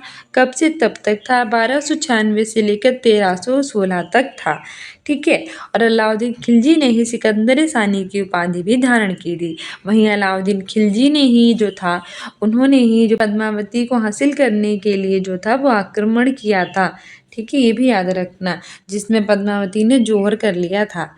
नेक्स्ट है कि डलहौजी ने भारत में ब्रिटिश साम्राज्य के लिए देश अवध को कब्जे में कर लिया। ऑप्शन ए है कि सहायक गठबंधन की नीति के माध्यम से, ऑप्शन बी है कि युद्ध को छेड़कर, ऑप्शन सी है कि राज्य में अव्यवस्था के माध्यम से, और ऑप्शन डी है हड़प नीति के माध्यम से। आंसर हो जाएगा ऑप्शन सी राज्य में अव्यवस्था के माध्यम से। डलहौजी ने भारत में ब्रिटिश साम्राज्य के लिए राज्य में अव्यवस्था के माध्यम से जो था अवध को क्या कर लिया था? कब्जे में कर लिया था। व्याख्या है कि लॉर्ड डलहौजी जिस कार्य के लिए चर्चित रहा वे थी उसकी हड़प नीति, यानी कि लॉर्ड डलहौजी ने हड़प नीति जो थी बहुत ज़्यादा की थी, इसके लिए काफ़ी ये फेमस रहा था। 1856 ईस्वी में अवध का विलय जेम्स आउटरम की रिपोर्ट के आधार पर कुशासन का आरोप लगाकर कर लिया गया। किसका? अवध का विलय किसने किया था? जेम्स आउटरम की रिपोर्ट के आधार पर कुशासन का आरोप लगाकर किया गया था। उस वक्त अवध के नवाब थे बाजिद अली शाह। और लॉर्ड डलहौजी ने 1949 में पंजाब का विलय किया। इस नीति के तहत ही अन्य राज्यों को ब्रिटिश राज्य में मिला लिया गया, जैसे कि सतारा था, जेतपुर था, संबलपुर था, बघाट था, झांसी था और नागौर था। तो ये सारी चीज़ें याद रखना कि जो हड़प्पा नीति थी वो किसने स्टार्ट की थी, लॉर्ड डलहौजी। काफ़ी फेमस थी। 1856 में इन्होंने अवध का विलय कर लिया था। किसकी रिपोर्ट के आधार पर, जेम्स आउटरम की रिपोर्ट के आधार पर। कौन सा आरोप लगाकर, कुशासन का आरोप लगाकर, ठीक है। और उस समय अवध के नवाब कौन थे, वाजिद अली शाह थे। पंजाब का विलय कब किया था, 1849 में किया था। वहीं सतारा का इन्होंने 1848 में, जेतपुर का 1849 में, संबलपुर का भी 1849 में, बघाट का 1850 में, झांसी का 1853 में और नागपुर का 1854 में इन्होंने विलय कर लिया था, जिसमें मोस्ट इम्पोर्टेंट झांसी है, ये बहुत ज़्यादा पूछा जाता है, और सतारा, ठीक है। ये सारी चीज़ें याद रखना। नेक्स्ट है कि हड़प्पा के एक बंदरगाह का नाम बताइए। Right the name of a port of Harappa. Option A है लोथल, ऑप्शन बी है नागपट्टनम, ऑप्शन सी है महास्थानगढ़, ऑप्शन डी है सिकंदरिया। हो जाएगा ऑप्शन ए लोथल। हड़प्पा का एक बंदरगाह लोथल है। लोथल गुजरात में है और भोगवा नदी के तट पर स्थित है, ये भी याद रखना, ठीक है। तो हड़प्पा का एक बंदर क्या है, लोथल है। कहाँ स्थित है, गुजरात में। कौन सी नदी पर, भोगवा नदी के तट। व्याख्या भी है कि लोथल हड़प्पा कालीन बंदरगाह है। ये भारत के गुजरात राज्य में भोगवा नदी के तट पर स्थित है। इसकी खोज सन 1955 से 63 में रंगनाथ द्वारा की गई थी। लोथल को ही मिनी हड़प्पा के नाम से भी जानते हैं। तो आपसे पूछेगा कि लोथल कैसा बंदरगाह है, तो हड़प्पा कालीन है। इसकी कहाँ है, ये भारत में है। भारत के किस राज्य में है, गुजरात में है। किस नदी के तट पर स्थित है, भोगवा। खोज कब की थी, 1955 से 63 में। किसने की थी, रंगनाथ के द्वारा की गई थी। और मिनी हड़प्पा के नाम से किसे जानते हैं, तो वो लोथल ही है, जिसे हम मिनी हड़प्पा के नाम से भी जानते हैं, ठीक है। ये सारी चीज़ें याद रखना। वहीं हड़प्पा की खोज 1921 में दयाराम साहनी के द्वारा की गई थी। नेक्स्ट है कि बंगाल में डेस आंदोलन के दौरान तिरंगा झंडा लाल, हरा और पीला डिजाइन किया गया, यानी कि वो कौन सा आंदोलन था जिसमें हमारे तिरंगे झंडे को लाल, हरा और पीला, यानी कि रेड, ग्रीन और येलो जो था उस कलर का डिजाइन किया गया था। ऑप्शन ए है खिलाफत आंदोलन, ऑप्शन बी है साविने अवज्ञा आंदोलन, ऑप्शन सी है स्वदेशी आंदोलन, ऑप्शन डी है दांडी मार्च आंदोलन। सी आंसर हो जाएगा ऑप्शन सी, स्वदेशी आंदोलन। 1905 में जो था बंगाल विभाजन का विरोध करने के लिए स्वदेशी आंदोलन हुआ था। इसमें ही जो था वो हमारा हरा जो तिरंगा झंडा था वो लाल, हरा और पीला जो था वो डिजाइन किया गया था, ठीक है। वहीं साविने अवज्ञा आंदोलन की बात करें तो ये 1930 में हुआ था, महात्मा गांधी जी ने स्टार्ट किया था। दांडी मार्च भी महात्मा गांधी के द्वारा ही किया गया था। और खिलाफत आंदोलन ये किसने किया था, मुझे कमेंट बॉक्स में बताना। व्याख्या है कि बंगाल में स्वदेशी आंदोलन के दौरान तिरंगा झंडा लाल, हरा और पीला डिजाइन किया गया। स्वदेशी आंदोलन 1905 में भारतीय राष्ट्रवादियों द्वारा शुरू किया गया था और बंगाल के विभाजन के विरुद्ध था। तो स्वदेशी आंदोलन कब हुआ था, 1905 में हुआ था। क्यों हुआ था, बंगाल विभाजन का विरोध करने के लिए। तिरंगा झंडा कैसा डिजाइन किया गया था, लाल, हरा और पीला, ठीक है। और कब हुआ था, 1905 में। नेक्स्ट है कि खलीफा की अस्थायी शक्तियों की रक्षा करने के लिए मार्च डेज में मुंबई में एक खिलाफत समिति का गठन किया गया। ऑप्शन ए है 1919, ऑप्शन बी है 1931, ऑप्शन सी है 1909 और ऑप्शन डी है 1930। सी आंसर हो जाएगा 1919, ठीक है। ऑप्शन ए बिल्कुल सही हो जाएगा। व्याख्या है कि जो खिलाफत समिति थी उसका गठन मार्च 1919 को मुंबई में हुआ था। तो आपसे पूछेगा कि खिलाफत समिति का गठन कब हुआ था, तो वो हुआ था मार्च 1919 में। कहाँ हुआ था, मुंबई में हुआ था। खिलाफत समिति का गठन हकीम अजमल खान, मौलाना आज़ाद अली भाइयों, इसमें मोहम्मद अली और शौकत अली थे और हसरत मोहानी के नेतृत्व में किया गया था। और महात्मा गांधी की सलाह पर खिलाफत समिति के सहयोग की जो थी वो नीति भी अपनाई गई थी। तो खिलाफत आंदोलन का गठन कब हुआ, मार्च 1919 में हुआ। कहाँ हुआ, मुंबई में हुआ। किसने किया था, हकीम अजमल खान, मौलाना अबुल कलाम आज़ाद और अली भाइयों के द्वारा द्वारा अली भाई, जिसमें मोहम्मद अली और शौकत अली थे, और हसरत मोहानी के नेतृत्व में किया गया था। और किसकी सलाह पर खिलाफत समिति की असहयोग की नीति अपनाई गई थी? तो महात्मा गांधी की सलाह पर। ठीक है, सभी इंपॉर्टेंट और व्याख्या मोस्ट इंपॉर्टेंट है, अच्छे से लर्न करके जानना। नेक्स्ट है कि भारत सरकार अधिनियम 1935 के अनुसार मुख्य न्यायाधीश के साथ कितने न्यायाधीशों की नियुक्ति की गई थी? ऑप्शन ए है 7, ऑप्शन बी है इनमें से कोई नहीं, ऑप्शन सी है 6 और ऑप्शन डी है 5। इसका आंसर हो जाएगा ऑप्शन सी 6। ठीक है, व्याख्या है कि जो भारत सरकार अधिनियम 1935 के द्वारा एक संघीय न्यायालय की स्थापना हुई, ये दिल्ली में स्थित था तथा भारत का पहला उच्च न्यायालय था। इस पर न्यायाधीश होते थे। भारतीय संघीय न्यायालय 1937 के पहले मुख्य न्यायाधीश जो थे वो मोरिस गोयर थे। तो हमारे जो थी वो संघीय न्यायालय की स्थापना हुई भारत सरकार अधिनियम 1935 के द्वारा। कहाँ स्थित था? दिल्ली में स्थित था। कैसा था? भारत का पहला उच्च न्यायालय था, कि हाई कोर्ट था। इसमें एक मुख्य न्यायाधीश था, एक मुख्य न्यायाधीश, 6 अन्य न्यायाधीश थे शामिल। कैसा था? एक था मुख्य न्यायाधीश, 6 थे अन्य न्यायाधीश। वहीं भारतीय संघीय न्यायालय 1937 के पहले मुख्य न्यायाधीश कौन थे? मोरिस गोयर थे। नेक्स्ट है कि निम्नलिखित में से किनके द्वारा 1857 की क्रांति की शुरुआत की गई थी? ऑप्शन ए है सिपाहियों, ऑप्शन बी है बागान श्रमिक, ऑप्शन सी है किसान और ऑप्शन डी है जमींदार। सही आंसर हो जाएगा ऑप्शन ए, सिपाहियों के द्वारा। 1857 की क्रांति की शुरुआत सिपाहियों के द्वारा की गई थी। मोस्ट इंपॉर्टेंट है 1857 की क्रांति। व्याख्या है कि 1857 की क्रांति की शुरुआत किसने की थी? सिपाहियों ने की थी। कब की थी? 10 मई 1857 को की थी। और इसी की शुरुआत कहाँ से हुई थी? मेरठ से। और धीरे धीरे कानपुर, बरेली, झांसी, दिल्ली, अवध, इन स्थानों पर भी फैल गई थी। तो 1857 की क्रांति की शुरुआत जो थी वो कब हुई थी? 10 मई 1857 से हुई थी, मेरठ से हुई थी, सिपाहियों ने की थी। और धीरे धीरे ये कानपुर में, बरेली में, झांसी में, दिल्ली और अवध में भी फैल गई थी। ठीक है, झांसी में इसका नेतृत्व जो था वो रानी लक्ष्मीबाई ने किया था। कानपुर में इसका नेतृत्व नाना साहब ने किया था। नेक्स्ट है कि अरावली पर्वत श्रेणी में सबसे ऊंचा शिखर कौन सा है? ऑप्शन ए है दोदा बेटा, ऑप्शन बी है पंचमढ़ी, ऑप्शन सी है गुरु शिखर, ऑप्शन डी है अनाई मुड़ी। सही आंसर हो जाएगा हमारा ऑप्शन सी, गुरु शिखर। अरावली पर्वत श्रेणी में जो सबसे ऊंचा पर्वत है वो गुरु शिखर है, जो माउंट आबू में स्थित है। ठीक है, और वहीं जो है हमारा अरावली पर्वत की दूसरी सबसे ऊंची चोटी जो है वो शेर है, ये भी याद रखना। गुरु शिखर कहाँ है? राजस्थान के माउंट आबू में है।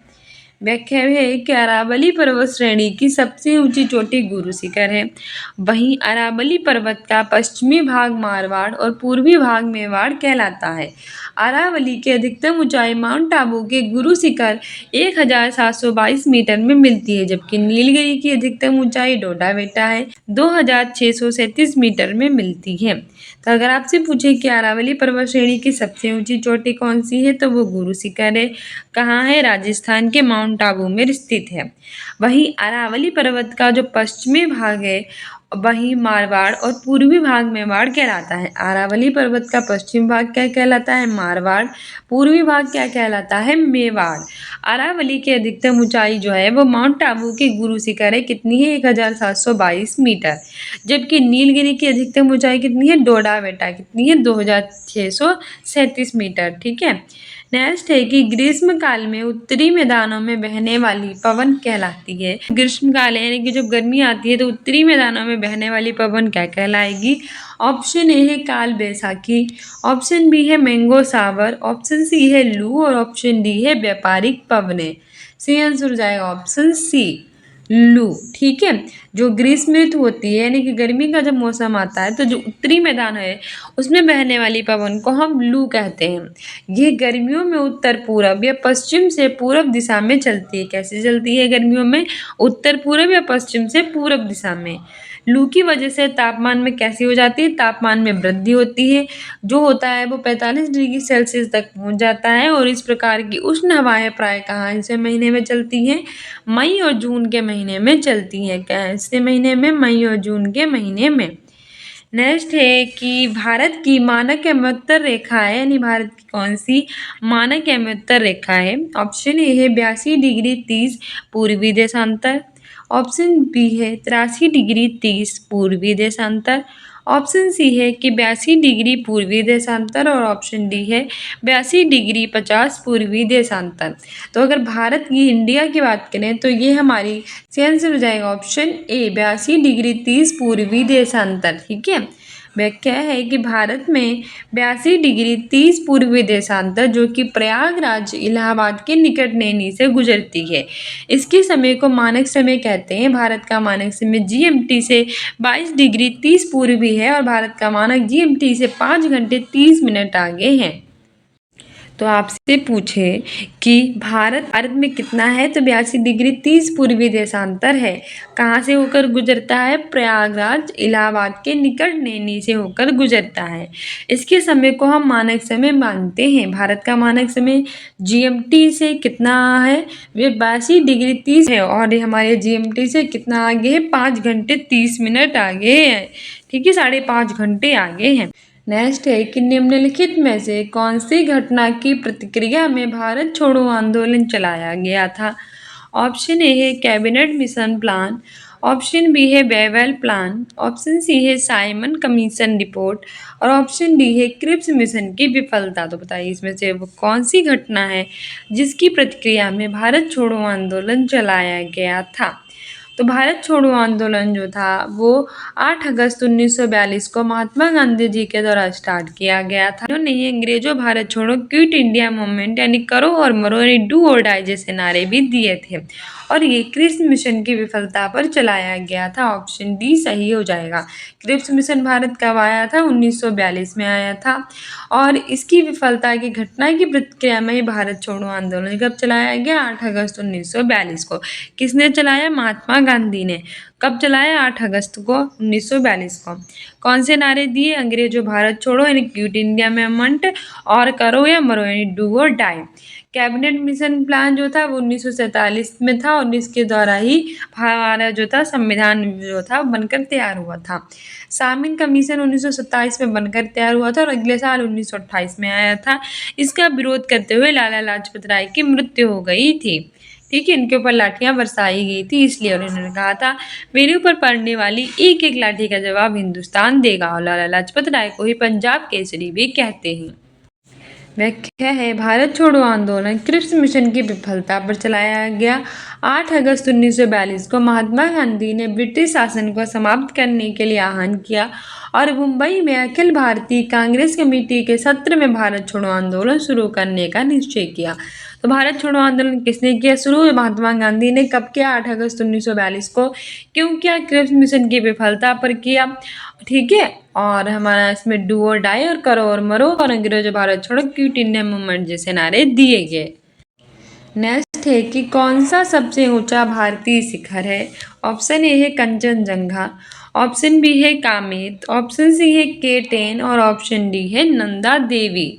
सही आंसर हो जाएगा हमारा ऑप्शन ए कंचनजंगा। ठीक है, कंचनजंगा ये सबसे ऊंचा पर्वत शिखर है। व्याख्या है कि कंचनजंगा भारत का दूसरा सबसे ऊंचा शिखर है। इसकी ऊंचाई जो है वो 8,586 मीटर है और ये नेपाल और सिक्किम की सीमा पर स्थित है और दुनिया का तीसरा सबसे ऊंचा शिखर है। कंचनजंगा नाम तिब्बती शब्द कंचनजोंगा से लिया गया है जिसका अनुवाद इस क्षेत्र के 5 महत्वपूर्ण पर्वतों के कारण the great treasure of the great snows से है। तो आपसे पूछे जो कंचनजंगा है ये कौन सा सबसे ऊंचा शिखर है? भारत का दूसरा। ऊंचाई कितनी है? 8,586। ठीक है, कहाँ है? नेपाल और सिक्किम की सीमा पर है स्थित। ये भी पूछा गया तो याद रखना नेपाल और सिक्किम की सीमा पर है स्थित। नेपाल की कैपिटल है काठमांडू और सिक्किम भारत का ही एक राज्य है। सिक्किम की कैपिटल है गंगटोक। वहीं दुनिया का तीसरा सबसे ऊंचा शिखर है। वर्ल्ड का पूछे तो तीसरा, भारत का पूछे तो दूसरा। कंचनजंगा नाम कहाँ से लिया गया है? तिब्बती शब्द कंचन और दोंगा से लिया गया है जिसका क्षेत्र में 5 महत्वपूर्ण पर्वतों के कारण great treasure of the great snows से होता है। वहीं कंचनजंगा आया है तो कंचनजंगा सिक्किम में है और सिक्किम और कंचनजंगा जो है ये हमारे यूनेस्को के वर्ल्ड हेरिटेज साइट में है शामिल। और कैसी शामिल है? मिश्रित है। हम कि नई आर्थिक नीति न्यू इकोनॉमिक्स पॉलिसी को सामान्यतः विकास के डेस मॉडल के रूप में जानते हैं। ऑप्शन ए है सीएनजी यानी compressed natural gas, option B है LNG, option C LPG, option D है पीएनजी। सी आंसर हो जाएगा ऑप्शन सी एलपीजी। ठीक है, व्याख्या है कि नई आर्थिक नीति को हम सामान्यतः विकास के एलपीजी यानी कि लिबराइजेशन, प्राइवेटाइजेशन, ग्लोबलाइजेशन मॉडल के रूप में जानते हैं। नई आर्थिक नीति का तात्पर्य भारतीय अर्थव्यवस्था को संकट से उबारने के लिए 1991 में अपनाया गया था। इस समय प्रधानमंत्री पीवी नरसिम्हा राव और वित्त मंत्री डॉक्टर मनमोहन सिंह थे। तो नई आर्थिक नीति को कैसे जानते हैं? एलपीजी के माध्यम से। एलपीजी की फुल फॉर्म होती है लिबरलाइजेशन, प्राइवेटाइजेशन, ग्लोबलाइजेशन। ठीक है, और इसका तात्पर्य भारतीय अर्थव्यवस्था के संकट से उबरने के लिए कब आया था? 1991 में प्रधानमंत्री पीवी नरसिम्हा राव, वित्त मंत्री डॉक्टर मनमोहन सिंह। नेक्स्ट है कि कोई भी कंपनी एक सरकारी कंपनी है जिसमें कम से कम 10% पूंजी सरकार के अधिकार में होती है। ऑप्शन ए है 51%, ऑप्शन बी है 52%, ऑप्शन सी है 25%, ऑप्शन डी है 49%। Option A 51%। ठीक है, कोई भी कंपनी एक सरकारी कंपनी है जिसमें कम से कम 51% प्रत्येक पूंजी सरकार के अधिकार में होती है। भारतीय कंपनी अधिनियम के धारा 617 के अनुसार सरकारी कंपनी से आशय एक ऐसी कंपनी से होता है जिसकी प्रत्येक पूंजी का कम से कम 51% भाग केंद्रीय सरकार या राज्य सरकार अथवा राज्य सरकारों या आंशिक रूप से केंद्रीय तथा अंततः एक या अधिक राज्य सरकारों के पास में होता है। नेक्स्ट है कि उत्तर प्रदेश के निम्नलिखित में से किस जिले में नैमिषारण्य तीर्थ स्थान अवस्थित है? ऑप्शन ए है अयोध्या, ऑप्शन बी है मुरादाबाद, ऑप्शन सी है सीतापुर, ऑप्शन डी है बलिया। सही आंसर हो जाएगा हमारा ऑप्शन सी सीतापुर। उत्तर प्रदेश के सीतापुर जिले में नैमिषारण्य तीर्थ स्थान अवस्थित है। वहीं उत्तर प्रदेश का जो मुरादाबाद जिला है यह इसे पीतल नगरी के नाम से भी जानते हैं। वहीं अयोध्या, इसमें भगवान राम का जन्म हुआ था, ये भी उत्तर प्रदेश में ही है। ठीक है, वहीं हमारा जो उत्तर प्रदेश है इसकी कैपिटल है लखनऊ, जहाँ बड़ा इमामबाड़ा स्थित है। और उत्तर प्रदेश के वर्तमान में मुख्यमंत्री है योगी आदित्यनाथ और हमारी गवर्नर है आनंदीबेन पटेल। और टोटल यहाँ पे 75 जिले हैं। ये भी याद रखना कितने जिले हैं? 75 जिले हैं। और इसके सीतापुर में नैमिषारण्य तीर्थ स्थान अवस्थित है। वहीं हमारी इसकी व्याख्या है कि नैमिषारण्य तीर्थ स्थान सीतापुर जिले में अवस्थित है। ये गोमती नदी के बाएं तट पर स्थित एक प्रसिद्ध हिंदू तीर्थ है। पुराणों और महाभारत में वर्णित नैमिषारण्य वह पुण्य स्थान है जहाँ सशस्त्र ऋषिवरों को वेद व्यास के शिष्य सूत ने महाभारत कथा पुराणों की ज्योति कथाएं वो सुनाई थी। नेक्स्ट हमारा है कि कृषि तथा ग्रामीण क्षेत्रों को वित्त पोषण करने वाली एक केंद्रीय और शीर्ष संस्था है। ऑप्शन ए है सिडबी, ऑप्शन बी है आईएफसीआई, ऑप्शन सी है नाबार्ड और ऑप्शन डी है एक्सिम बैंक। सही आंसर हो जाएगा ऑप्शन सी नाबार्ड। नाबार्ड यानी कि national bank for agriculture and rural development. ठीक है, इसकी फुल फॉर्म होती है। व्याख्या है कि नाबार्ड जो है वो कृषि और ग्रामीण क्षेत्रों को वित्त पोषण प्रदान करने वाली एक केंद्रीय संस्था है। भारतीय रिजर्व बैंक के कृषि ऋण कार्यों और तत्कालीन कृषि पुनर्वित्त और विकास निगम ARDC के पुनर्वित्त कार्यों के अंतर्गत कर नाबार्ड 12 जुलाई 1982 को अस्तित्व में आया। तो याद रखना कि नाबार्ड जो है वो कृषि और ग्रामीण क्षेत्रों को वित्त पोषण प्रदान करने वाली केंद्रीय संस्था है। इसकी full form national bank for agriculture and rural development होती है और इसकी स्थापना 12 जुलाई 1982 को हुई थी।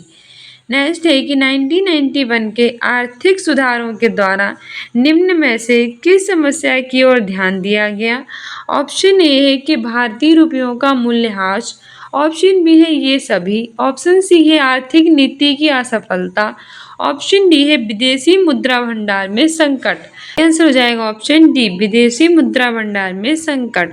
1991 के आर्थिक सुधारों के द्वारा विदेशी मुद्रा भंडार में संकट जो है, इस समस्या की ओर ध्यान दिया गया था।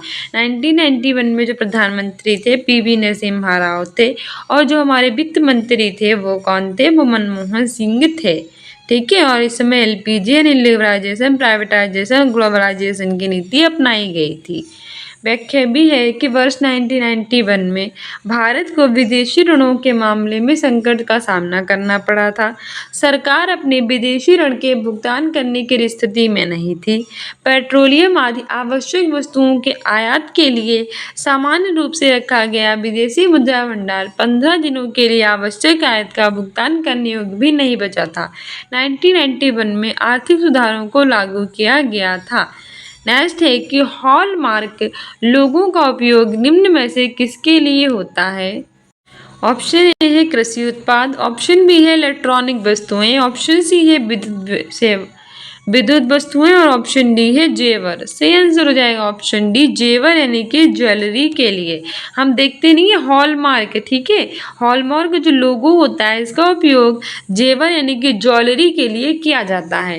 हॉलमार्क एक आधिकारिक चिन्ह या फिर धातु से बनी वस्तुओं पर अंकित चिन्हों की श्रृंखला होती है, जो कि ज्यादातर महान धातुओं की सामग्री को प्रमाणित करने के लिए होती है, जैसे कि प्लेटिनियम, चांदी, सोना आदि।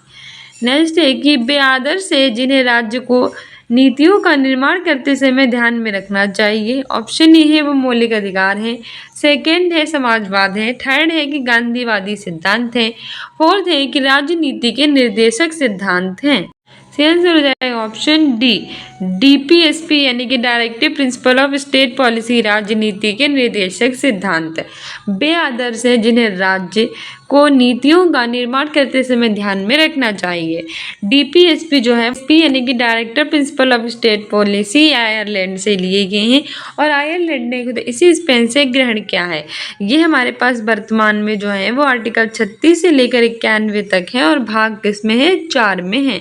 ये सब याद रखना। वही मौलिक अधिकार ये हमने यूनाइटेड स्टेट ऑफ अमेरिका से लिए गए हैं, और हमारे पास जो है वर्तमान में 6 मौलिक अधिकार हैं। पहले 7 थे, लेकिन 44वें संविधान संशोधन 1978 के द्वारा संपत्ति का अधिकार हटा दिया गया है। ये हमारे भाग जो 3 हैं, और ये हमारे 12 से लेकर 35 तक आर्टिकल में है। ठीक है, इसमें पहला है समानता का अधिकार, दूसरा है स्वतंत्रता का अधिकार, तीसरा है शोषण के विरुद्ध अधिकार, चौथा है हमारा धार्मिक स्वतंत्रता का अधिकार, पांचवा हमारा संस्कृति और शिक्षा अधिकार, और छठा हमारा है संवैधानिक उपचारों का अधिकार, जिसे डॉक्टर भीमराव अम्बेडकर ने संविधान का आत्मा भी कहा है। व्याख्या है कि राजनीति के निर्देशक सिद्धांत वे आदर्श हैं जिन्हें राज्य की नीतियों का निर्माण करते समय ध्यान में रखना चाहिए। सब भारत के संविधान के भाग 4 में है, 36 से लेकर 91 तक है, और आयरलैंड से ग्रहण किए गए हैं, याद रखना। नेक्स्ट है कि निम्न में से किसमें मौलिक कर्तव्यों को उल्लेखित किया गया है। ऑप्शन ए है भाग 4A में, ऑप्शन बी है अनुसूची 4A में, थर्ड है कि भाग 3 में, और फोर्थ है कि भाग 4 में। तो हमारे मौलिक कर्तव्य यानी फंडामेंटल ड्यूटीज हैं, ये हमारे भाग 4 के ए में है, तो ऑप्शन ए सही हो जाएगा। पहले ये नहीं थी, लेकिन 42वें संविधान संशोधन 1976 के बाद स्वर्ण सिंह समिति की सिफारिश के आधार पर ये रसिया से ग्रहण कर ली गई थी। ठीक है, पहले 10 थी, लेकिन अब वर्तमान में 11 हमारे पास मौलिक कर्तव्य हैं। कौन से भाग में, भाग 4 के ए में है, और हमारे जो है वर्तमान में 11 हैं। 42वें संविधान 1976 के द्वारा ग्रहण किए गए थे। वहीं हमारे भाग 4 में राजनीति के निर्देशक सिद्धांत है, भाग 3 में मौलिक अधिकार हैं। ठीक है, व्याख्या भी है कि भाग 2 में नागरिकता है, भाग 3 में मौलिक अधिकार है, 4th में है नीति निर्देशक सिद्धांत, और 4th ए में है मौलिक कर्तव्य। ठीक है, हमारे संविधान में आज वर्तमान हमारे संविधान में 22 भाग हैं, 395 अनुच्छेद हैं और 12 अनुसूचियां हैं, ये याद रखना। संघ और उसका राज्य क्षेत्र है। भाग 2 में नागरिकता है। भाग 3 में मौलिक अधिकार है। भाग 4 में नीति निर्देशक तत्व हैं। भाग 4 के काम में मौलिक कर्तव्य हैं। भाग 5 में संघ सरकार है। भाग 6 में राज्य सरकार है।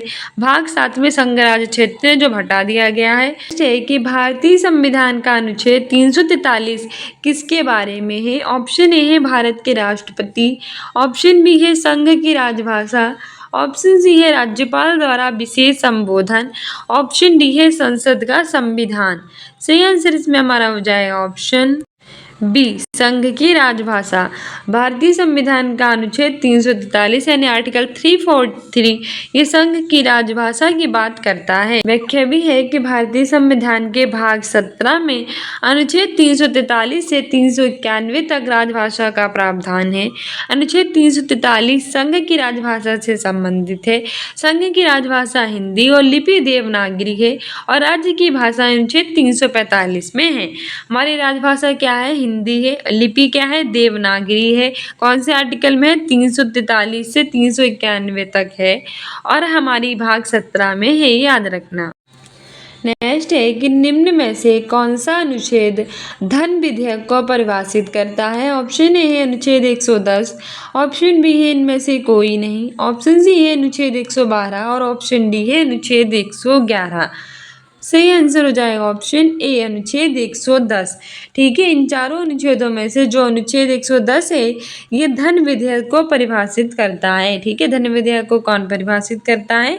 अनुच्छेद 110 परिभाषित करता है। व्याख्या है कि अनुच्छेद 110 धन विधेयक को परिभाषित करता है। किसी विधेयक के बारे में विवाद उठने पर कि धन विधेयक है अथवा नहीं, लोकसभा के अध्यक्ष का निर्णय अंतिम होता है। धन विधेयक केवल लोकसभा में प्रस्तुत किया जा सकता है। तो धन विधेयक को कौन सा आर्टिकल परिभाषित करता है? 110 करता है। लोकसभा के अध्यक्ष का निर्णय होता है अंतिम कि धन विधेयक है कि नहीं है, जब ये विवाद उठता है और सिर्फ लोकसभा में ही प्रस्तुत किया जाता है। ठीक है, और लोकसभा की बात हमारे आर्टिकल 81 में है, ये भी याद रखना। नेक्स्ट है कि निम्न में से कौन सा इंद्रधनुष के 7 रंगों में से एक नहीं है। यानी कि हमारे इंद्रधनुष में टोटल 7 रंग होते हैं, तो कौन सा नहीं है ये बात पूछ रहा है।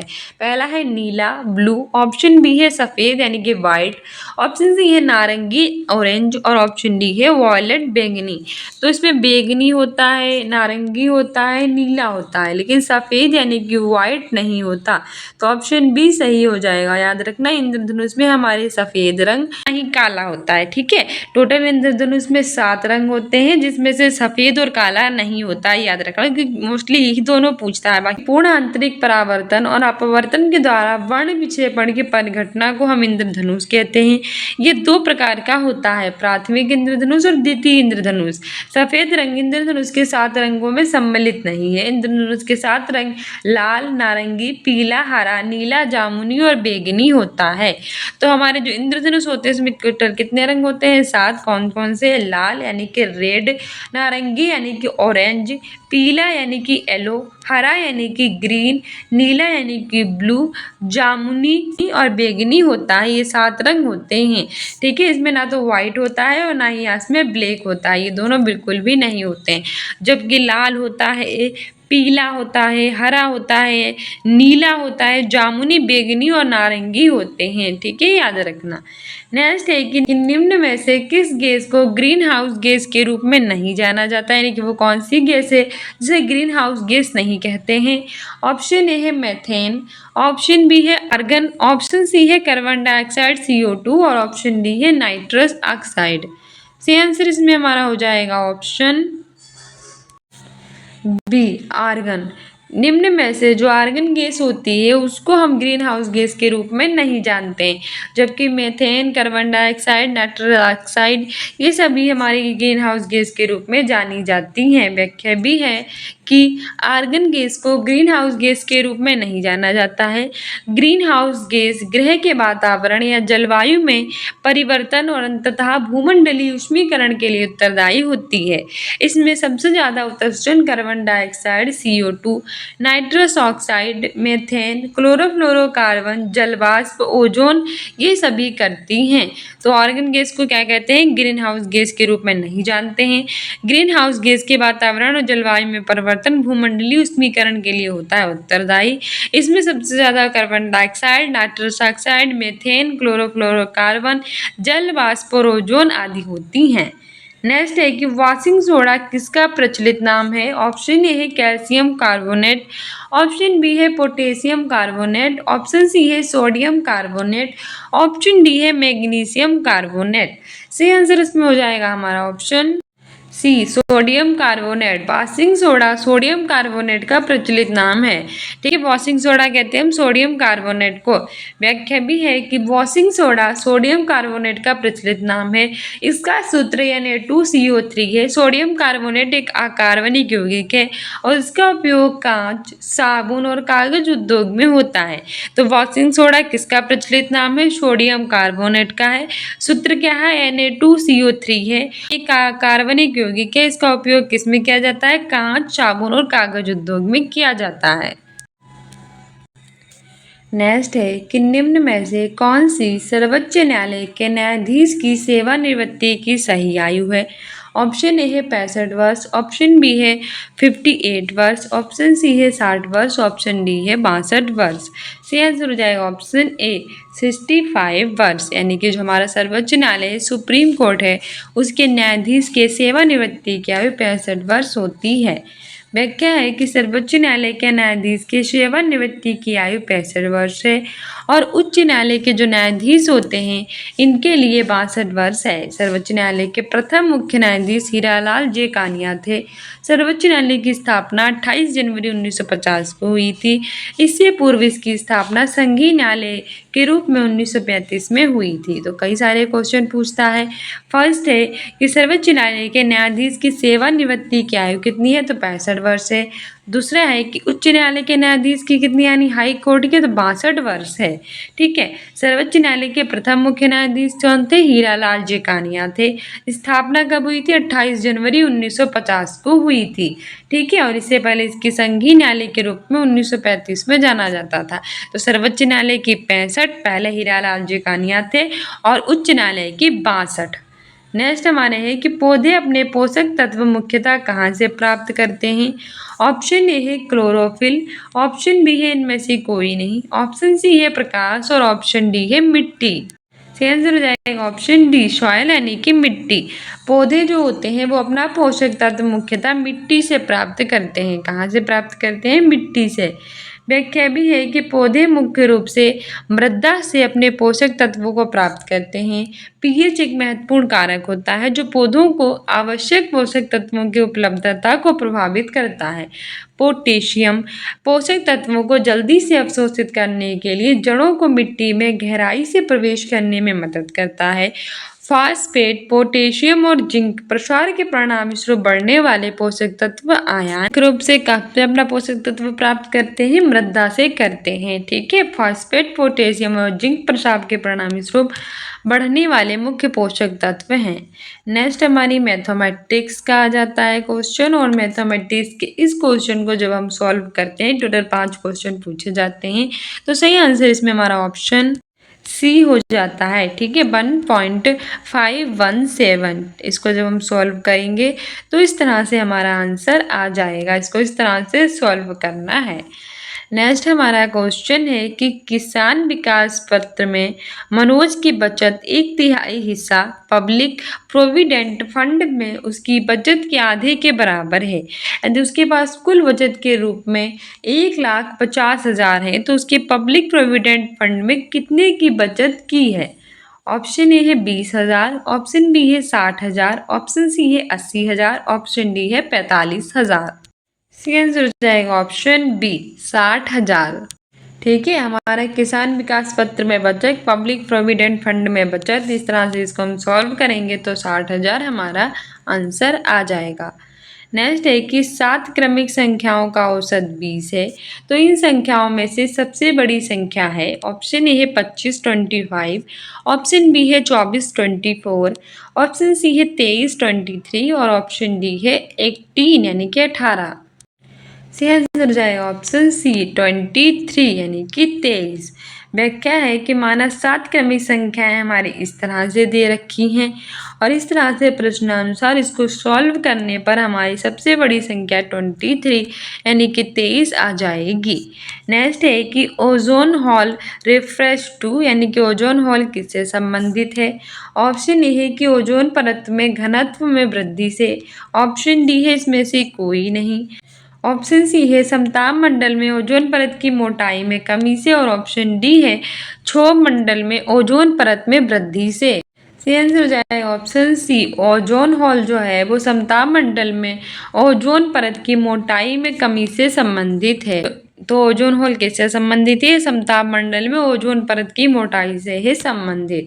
व्याख्या भी है कि ओजोन ऑक्सीजन का एक विशेष रूप होता है जिसका रासायनिक सूत्र O3 है।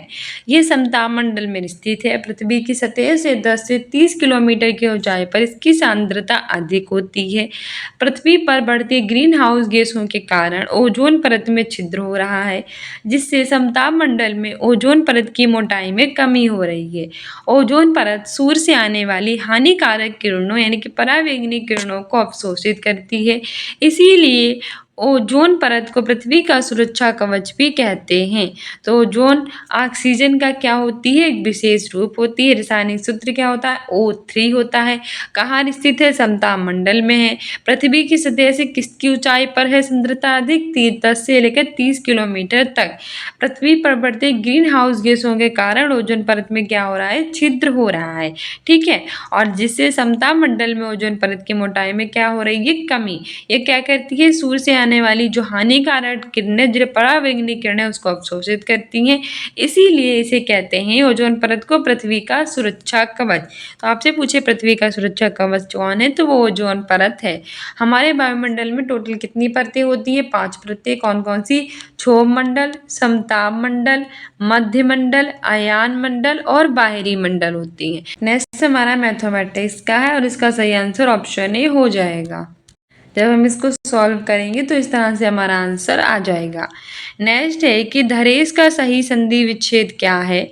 ऑप्शन ए हमारा है धरा प्लस अंश, ऑप्शन बी है धरा प्लस ईश, ऑप्शन सी है धरा प्लस ईश और ऑप्शन डी है धर प्लस ईश।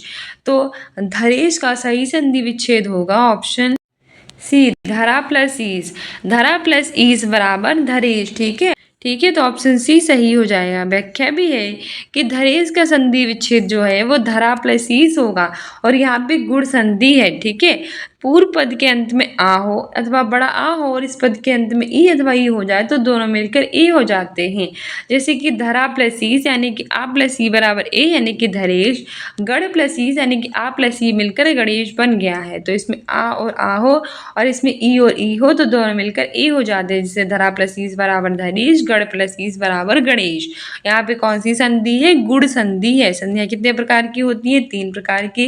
नंबर 1 पर स्वर संधि, नंबर 2 पे व्यंजन संधि, नंबर 3 पर होती है हमारी विसर्ग संधि। जो स्वर संधि होती है इसके 5 पार्ट्स होते हैं, जिसमें से एक गुण संधि होती है, एक वृद्धि संधि होती है, एक आयात संधि होती है, ठीक है। ये सारी संधियाँ होती हैं। नेक्स्ट है कि समश्रुत शब्द अली अली का शब्द युग्म का सही अर्थ क्या है। यानी कि समश्रुत यानी एक जैसे देखने वाले, अली और अली का शब्द सही अर्थ बताना है। ऑप्शन ए है कंधा और हिस्सा, ऑप्शन बी है दसन और दर्शन, ऑप्शन सी है दमन और दामन, ऑप्शन डी है भोरा और सखी। तो अली का मतलब होता है भोरा और अली का मतलब होता है सखी, तो ऑप्शन डी बिल्कुल सही हो जाएगा, ठीक है। अली और अली का मतलब क्या होता है? अली का मतलब होता है भोरा और अली का मतलब होता है सखी। वही अंश का मतलब होता है कंधा और अंश जो यानी पार्ट यानी कि होता है हिस्सा। दमन कर देना यानी कि किसी चीज़ को दबा देना और दामन, दामन का मतलब होता है साड़ी का किनारा। लोग कहते हैं मेरा दामन छोड़ो यानी कि साड़ी का किनारा छोड़ो। दर्शन का मतलब होता है दांत और दर्शन का मतलब होता है देखना। देखो इसमें से हमारे ये तो ईजी है। अंश, अंश का मतलब होता है कंधा, ये तो हमें पता है। साथ साथ ही हमें दर्शन, दर्शन का मतलब होता है देखना, ये भी हमें पता है। दामन छोड़ो मेरा दामन, दामन का मतलब होता है साड़ी का किनारा, ये भी इजी है, लेकिन ये हार्ड है। जैसे कि अली, अली का मतलब होता है भोरा। लोग कहते नहीं अली अली गूंजे, यानी कि भोरा गूंजे। और अली, अली मतलब अली, अली का मतलब होता है सखी। वही अंश का मतलब होता है कंधा, अंश, अंश का मतलब होता है कंधा, और अंश का मतलब होता है हिस्सा। दमन यानी कि दबाना इजी है। दामन का मतलब होता है साड़ी का किनारा। वही दर्शन का मतलब होता है दांत। दर्शन का मतलब क्या होता है? दर्शन का मतलब दांत, और दर्शन का मतलब होता है देखना। नेक्स्ट है कि नागर का पर्यायवाची शब्द है। ऑप्शन ए है नगर, ऑप्शन बी है देवनागरी, ऑप्शन सी है चतुर, और ऑप्शन डी है ढोल। पर्यायवाची यानी कि समानार्थी, ऐसे शब्द जो समान अर्थ देते हैं। तो नागर का सही पर्यायवाची होगा ऑप्शन सी चतुर। नागर का मतलब क्या होता है? चतुर होता है। ठीक है, तो दिए गए विकल्पों में नागर का पर्यायवाची शब्द चतुर है। इसके अतिरिक्त नागर के अन्य पर्यायवाची होते हैं विज्ञ, दक्ष, निपुण, कुशल, प्रवीण, पटु आदि। लोग कहते हैं नहीं इस चीज में वो निपुण है, वो दक्ष है, वो विज्ञ है, प्रवीण है, कुशल है, पटु है। तो ये सब नागर के ही पर्यायवाची होते हैं। नेक्स्ट है कि सन्यासी का विलोम शब्द है। विलोम का मतलब होता है उल्टा। ऑप्शन ए है संतापी, ऑप्शन बी है इनमें से कोई नहीं, ऑप्शन सी है गृहस्थ, और ऑप्शन डी है विरक्त। तो सन्यासी जिसने सन्यास धारण कर लिया हो, गृहस्थ यानी कि जो घर में हो। तो ऑप्शन सी बिल्कुल सही हो जाएगा कि सन्यासी का जो विलोम शब्द है वो गृहस्थ होगा, जबकि विरक्त का विलोम अनुरक्त होगा। विरक्त क्या होगा? अनुरक्त। गृहस्थ का सन्यासी, विरक्त का अनुरक्त। नेक्स्ट है कि कोल्हू का वेल होना, इसका अर्थ है ऑप्शन ए है बुरी तरह काम में लगे रहना, ऑप्शन बी है मन लगाकर काम नहीं करना, ऑप्शन सी है निर्धन होना, और ऑप्शन डी है बहुत दिनों बाद दिखाई देना। तो कोल्हू का बेल होना यानी कि बुरी तरह काम में लगे होना, ऑप्शन ए सही हो जाएगा। लोग कहते नहीं वो कोल्हू का बेल है, यानी कि बुरी तरह जो है वो काम में लगा हुआ है। ऑप्शन ए बिल्कुल सही है। व्याख्या भी है कि कोल्हू का बेल होना यानी कि बुरी तरह से काम में लगे होना। नेक्स्ट है कि इसको हमें सरल करना है, और इसको सॉल्व करने पर ऑप्शन ए 4 हो सही हो जाएगा। व्याख्या है कि इसको इस तरह से जब हम सॉल्व करेंगे तो हमारा आंसर जो है वो 4 यानी कि 4 आ जाएगा। नेक्स्ट है कि read the passage carefully and answer the corresponding question 83, 84, यानी कि हमें इसे पढ़ना है और आंसर देना है। हमारा पैसेज है कि going to an all boys high school was no fun. Joy's parents thought it would be a good idea to send him there instead of a public school because he would get distracted by girls, and his mom would say once during his third year Joe begged his mom to let him go to public school. I just want to be normal, he would tell her. I want to meet girls, I don't want to be weird. But his words always fell off deaf ears. Mom always said that Joy had plenty of time to go on dates after high school, and that he needed to concentrate on his schoolwork. This usually made him very sad, but like a good kid, Joy just nodded his head and went on his head and went on with his studies. That all changed one day when Joy met Kerman, who lived just 2 blocks away from him. From his. One day he ran into her at the market by chance. They had gone to kindergarten together. They were also of the same age. She was in Joy's class and she remembered Joyce too. After about 2 weeks, they were going steady. Joy was so happy but had to hide this relationship from his parents, which was okay because Carmen was hiding him from her family too. Are you kidding me? Carmen said they would kill me if they knew I had a boyfriend. Everything was going great for a time. But Joy's mom was right. His grades started slipping and he soon was an academic probation because he was spending too much of his free time with Kerman. She also dropped a grade or two. As a result, both of them had to go to summer school to improve their grades. But Joy did not care. He was in love, and that was all that mattered at that time. Much later, he came to realize his mom was right. तो ये हमारा passage था। इसका first question है कि where did Joy meet कैरमन, यानी कि जो था वो कैरमन से जॉय कहाँ मिला था। ऑप्शन ए है चर्च, ऑप्शन बी है मार्केट, ऑप्शन सी है समर स्कूल, ऑप्शन डी है फुटबॉल ग्राउंड। तो जैसे हमने पैसेज पढ़ा था तो उसके हिसाब से ऑप्शन बी सही हो जाएगा, मार्केट। ठीक है, according to the given passage, जिस तरह से पैसेज दिया गया है तो उस तरह से जॉय मीट कैरमन और मार्केट, यानी कि जॉय से जो था वो कैरमन कहाँ मिला था, मार्केट में मिला था। इसलिए ऑप्शन बी सही है। नेक्स्ट है कि Joy's mother did not want him to go to public school because, यानी कि जॉय की माता क्यों नहीं चाहती थी कि उसे पब्लिक स्कूल में भेजा जाए। ऑप्शन ए है कि public school teaching is costly, क्योंकि वहाँ का जो पढ़ाई थी वो महंगी थी। सेकेंड है कि Joy would get the company of bad friends, क्योंकि उसके बुरे मित्र वहाँ मिल गए थे, यानी साथी बन गए थे। थर्ड है कि Joy would get distracted by girls, क्योंकि जॉय लड़कियों के द्वारा जो होगा उसका ध्यान हटा दिया जाएगा। ऑप्शन 4 है कि public school teachers are strict, यानी कि पब्लिक स्कूल के जो टीचर्स होते हैं, अध्यापक होते हैं, वो कठोर होते हैं। तो हमने जैसे पढ़ा था उसके हिसाब से ऑप्शन सी हो जाएगा, क्योंकि जॉय की माता नहीं चाहती थी कि जॉय पब्लिक स्कूल में जाए, क्योंकि वो लड़कियों के द्वारा जो है वो भटक जाएगा, उसके अंदर भटकाव आ जाएगा। और वही सही है, ऑप्शन सी बिल्कुल सही है। व्याख्या है कि according to the given passage Joy's mother did not want him to go public school because his mother thought that Joy would get distracted by girls. Next है कि choose the correct synonym random, यानी कि random का हमें सिनोनियम बताना है। सिनोनियम का मतलब होता है समानार्थी, पर्यायवाची। ऑप्शन ए है एग्जामिन, ऑप्शन बी है गार्ड, ऑप्शन सी है एक्सीडेंटल, ऑप्शन डी है सोवर। तो रैंडम का मतलब होता है ऑप्शन हमारा ऑप्शन सी एक्सीडेंटल। ठीक है, हमारी व्याख्या है कि रैंडम यानी कि आकस्मिक, यानी कि अचानक। कहना है कि हमारी रैंडम मुलाकात है, यानी कि अचानक होने वाली मुलाकात है, हमने इसे पहले से प्लान नहीं किया था। सी आंसर एक्सीडेंटल हो जाएगा। उसका मतलब भी होता है एक्सीडेंटल, यानी कि अचानक ही होता है। वहीं एग्जामिन का मतलब होता है जांच करना, सोबर का मतलब होता है शांत, यानी कि सादगीपूर्ण, और गार्ड का मतलब होता है कवच, यानी कि पहरा। Next, one word substitute of sensitiveness to the action of a particular food. Option A है एलर्जी, ऑप्शन बी है none of these, option C है डाइवर्शन, ऑप्शन डी है कांग्रेशन।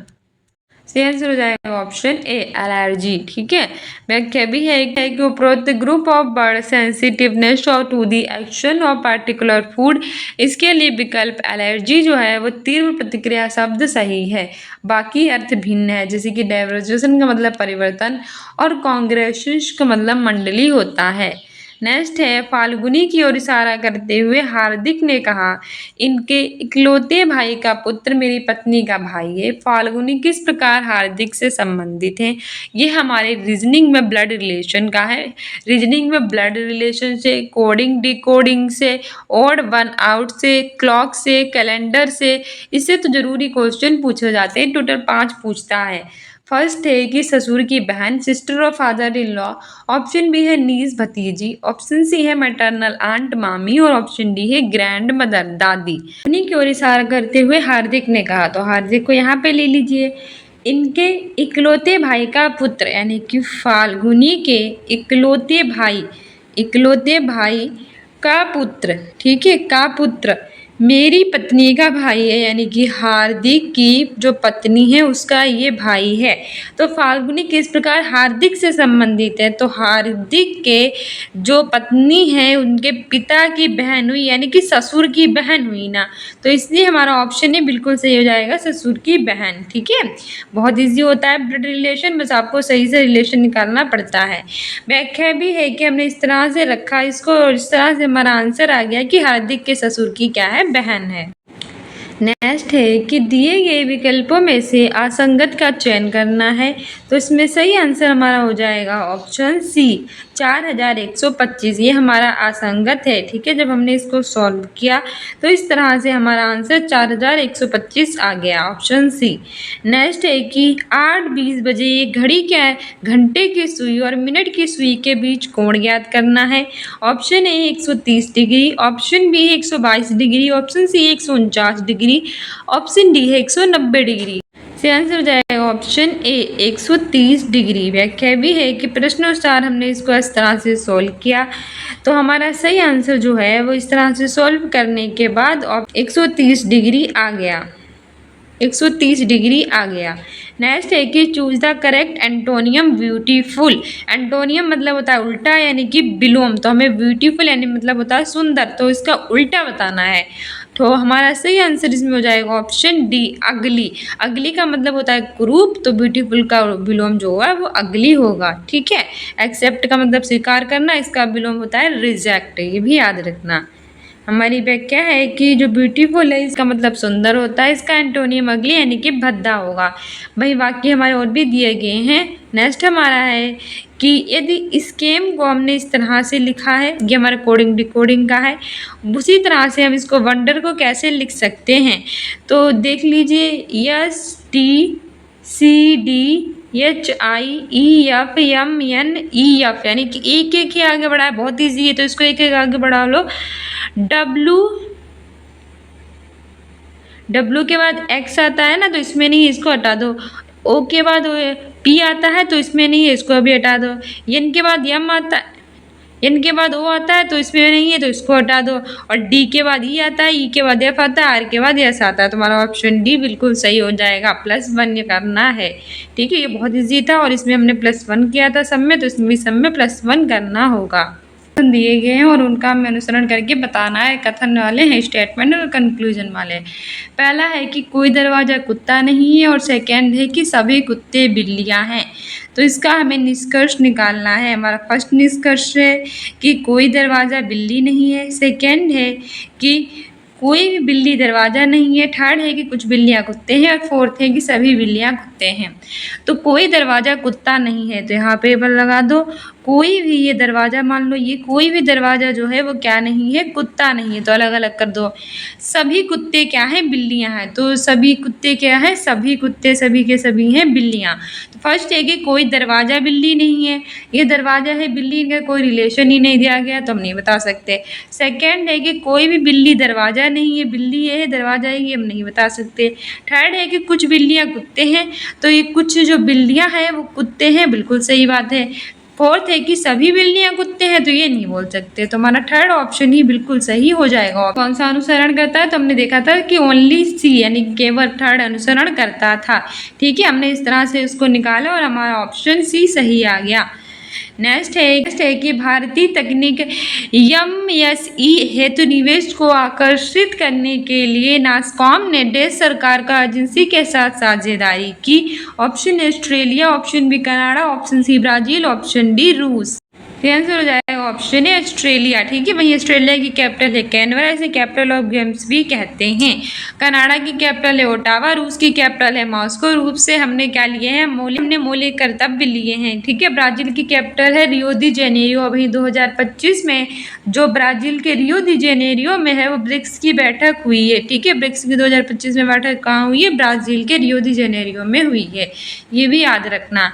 नेक्स्ट हमारा है व्याख्या भी है कि नेस्कॉम एक गैर लाभकारी औद्योगिक संघ है जो कि भारत में IT उद्योग के लिए सर्वोच्च निकाय है। वर्ष 1988 में नेस्कॉम के महत्वपूर्ण प्रयासों के कारण भारत में IT और BPO बिजनेस प्रोसेस में काफ़ी सहयोग मिला है और भारतीय तकनीकी MSE हेतु निवेश को आकर्षित करने के लिए नॉस्कॉम ने ऑस्ट्रेलिया सरकार की एजेंसी के साथ क्या है, साझेदारी की है।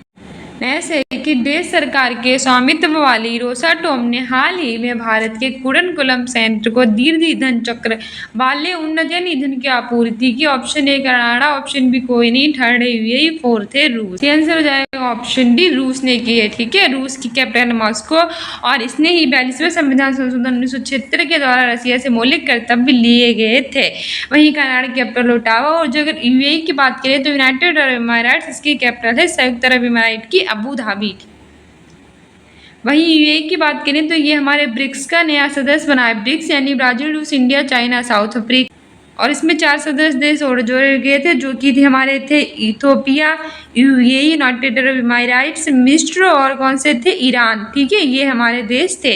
और अब 10वें नंबर का इसमें इंडोनेशिया को भी जोड़ दिया गया। इस तरह से हमारे 5 और 4 9 और 10 टोटल हमारे ब्रिक्स में 10 सदस्य हो गए हैं। ये सब करने करंट अफेयर है जो आपसे पूछी जा सकती है, तो सारी चीज़ें याद रखना। व्याख्या है कि रूस सरकार के स्वामित्व वाली रोसाटोम ने हाल ही में भारत के कुडनकुलम संयंत्र को दीर्घ ईंधन चक्र वाले उन्नत यन ईंधन की आपूर्ति की। कुडनकुलम परमाणु ऊर्जा संयंत्र 1988 में तत्कालीन सोवियत संघ और भारत की सरकारों के बीच एक जो समझौता हुआ था उसका क्या है परिणाम है। नेक्स्ट है कि राष्ट्रीय खाद्य सुरक्षा अधिनियम NFS से नेशनल फूड सिक्योरिटी एक्ट क्या है नेशनल फूड सिक्योरिटी एक्ट के राज्य रैंकिंग सूचकांक में सामान्य श्रेणी के राज्यों में शीर्ष पर रहा था। ऑप्शन ए Tamil Nadu, second Rajasthan, third Andhra Pradesh, fourth Odisha. से आंसर हो जाएगा ऑप्शन डी ओडिशा। ठीक है, ये हमारी 2022 की करंट अफेयर है और अब हमने 2025 के करंट अफेयर भी साथ में बताते जा रहे हैं। 2025 की करंट अफेयर लर्न करके जाना ही आपको पता है किस तरह से क्वेश्चन आएंगे। वहीं ओडिशा की कैपिटल है भुवनेश्वर। ओडिशा में भगवान सूर्य का कोणार्क मंदिर स्थित है और भगवान जगन्नाथ का पुरी मंदिर भी स्थित है, जिसे हम व्हाइट और ब्लैक पैगोडा कहते हैं। तमिलनाडु की कैपिटल है चेन्नई। राजस्थान की कैपिटल है जयपुर। राजस्थान के जयपुर को हम पिंक सिटी भी कहते हैं और यहाँ जल महल, हवा महल, सिटी पैलेस, जंतर मंतर ये सारी चीज़ें स्थित हैं। वहीं आंध्र प्रदेश की अगर बात करें तो ये भाषा के आधार पर बनने वाला भारत का पहला राज्य था। आंध्र प्रदेश का जो शास्त्रीय नृत्य है वो कुचिपुड़ी है। वहीं हमारे तमिलनाडु का जो है वो भरतनाट्यम है और उड़ीसा का ओडिसी है। ठीक है, आप मुझे कमेंट बॉक्स में बताना कि वर्तमान में हमारे कितने जो है वो कितने हमारे शास्त्रीय नृत्य हैं। व्याख्या है कि राष्ट्रीय खाद्य सुरक्षा अधिनियम NFS से नेशनल फूड सिक्योरिटी एक्ट के राज्य रैंकिंग सूचकांक में सामान्य श्रेणी में उड़ीसा राज्य टॉप पर रहा था। नेक्स्ट है कि निम्न में से कौन सा देश I2U2 ग्रुप से संबंधित था। तो हमारी पुरानी करंट अफेयर है, तो इसमें हमारा भारत, इजराइल, UAE और यूनाइटेड स्टेट ऑफ अमेरिका था। ठीक है, ऑप्शन ए बिल्कुल सही था। कौन सा था? भारत यानी कि इंडिया था, इंडिया की कैपिटल है न्यू दिल्ली। इजराइल था UAE यानी यूनाइटेड अरब इमाराइट्स था। USA United state of America था और यूनाइटेड स्टेट ऑफ अमेरिका की कैपिटल है और वहीं USA की कैपिटल है वॉशिंगटन DC और करेंसी इसकी है डॉलर। इसके 47वें राष्ट्रपति बने हैं डोनाल्ड ट्रंप। और भारत और अमेरिका के बीच में वज्र प्रहार, टाइगर ट्रंप जैसी जो है वो अभ्यास आयोजित किए जाते हैं और वहीं अमेरिका से ही भारत ने मूल अधिकार भी लिए हैं। कि निम्न में से किस राज्य में भारत के प्रथम अमृत सरोवर का उद्घाटन किया गया है। तो सही आंसर हो जाएगा ऑप्शन डी, उत्तर प्रदेश में किया गया था। उत्तर प्रदेश की कैपिटल है लखनऊ, जहां बड़ा इमामबाड़ा स्थित है। उत्तर प्रदेश को लखनऊ को ही नवाबों का शहर भी कहते हैं। यहाँ टोटल 75 जिले हैं। यहाँ के मुख्यमंत्री हैं योगी आदित्यनाथ और यहाँ की गवर्नर है आनंदीबेन पटेल। हरियाणा की कैपिटल है चंडीगढ़, जो कि पंजाब की कैपिटल है और चंडीगढ़ हमारा एक केंद्र शासित प्रदेश भी है। मणिपुर की कैपिटल है इम्फाल, उत्तर पूर्व भारत का राज्य और यहाँ का फेस्टिवल है संघाई, वो बहुत ज़्यादा फेमस है। राजस्थान की कैपिटल है जयपुर, जिसे पिंक सिटी कहते हैं। नेक्स्ट है कि निम्नलिखित में से किस राज्य में हाल ही में यूरेनियम खनन भंडार पाए गए हैं। ऑप्शन ए है मध्य प्रदेश, ऑप्शन बी है छत्तीसगढ़, थर्ड है उड़ीसा, फोर्थ है राजस्थान। आंसर हो जाएगा option D Rajasthan. Recently Rajasthan राज्य में यूरेनियम के भंडार पाए गए हैं। वहीं मध्य प्रदेश की कैपिटल है भोपाल। मध्य प्रदेश भारत के मध्य में स्थित है, इसीलिए इसे भारत का हृदय भी कहते हैं। छत्तीसगढ़ की कैपिटल है रायपुर। उड़ीसा की कैपिटल है भुवनेश्वर। हमारा नेक्स्ट क्वेश्चन कह रहा है कि निम्नलिखित में से किस राज्य के दीमापुर में केंद्रीय मंत्री नरेंद्र सिंह तोमर द्वारा कृषि और किसान कल्याण के लिए सेहत परीक्षण प्रयोगशाला शुरू की गई। आंसर हो जाएगा ऑप्शन डी नागालैंड। इसकी कैपिटल है कोहिमा। उत्तराखंड की देहरादून गेरसैंण, पंजाब की चंडीगढ़, असम की दिसपुर। ठीक है, नेक्स्ट हमारा है कि डॉक्टर राजेंद्र प्रसाद स्मृति पुरस्कार से किस क्षेत्र में संबंधित है। तो ये लोक प्रशासन में दिया जाता है। डॉक्टर राजेंद्र प्रसाद स्वतंत्र भारत के पहले हमारे राष्ट्रपति थे। ठीक है, राजेंद्र प्रसाद जी थे वो हमारे संविधान सभा में स्थायी अध्यक्ष भी बने थे। टेलीग्राम पे फॉलो कर सकते हैं अपने एग्जाम में बेटर करने के लिए। और पॉलिसी के जितने भी प्रीवियस ईयर हैं 2021, 2022 और 2023 में हम सब भी लेकर आएंगे, साथ में प्रैक्टिस सेट भी कराएंगे। तो हमारे चैनल के साथ आप भी जुड़ जाएंगे। कोई भी डाउट हो तो प्लीज पूछा कीजिए। साथ ही कमेंट बॉक्स में भी जो है वो आप बताया कीजिए अपनी प्रॉब्लम्स की, आप क्या क्वेश्चंस चाहेंगे, क्या समझ में आ रहा है क्या नहीं, उसी हिसाब से हम लेकर आएंगे। साथ ही कमेंटी पोस्ट में आंसर भी दिया कीजिए। मोस्ट इम्पोर्टेंट क्वेश्चंस पूछते हैं और 2-3 हजार बच्चे तो उसमें आंसर देते हैं, तो आप भी आंसर दिया कीजिए। हमारे चैनल को सब्सक्राइब कर लीजिए। मिलते हैं नेक्स्ट वीडियो में। Thank you.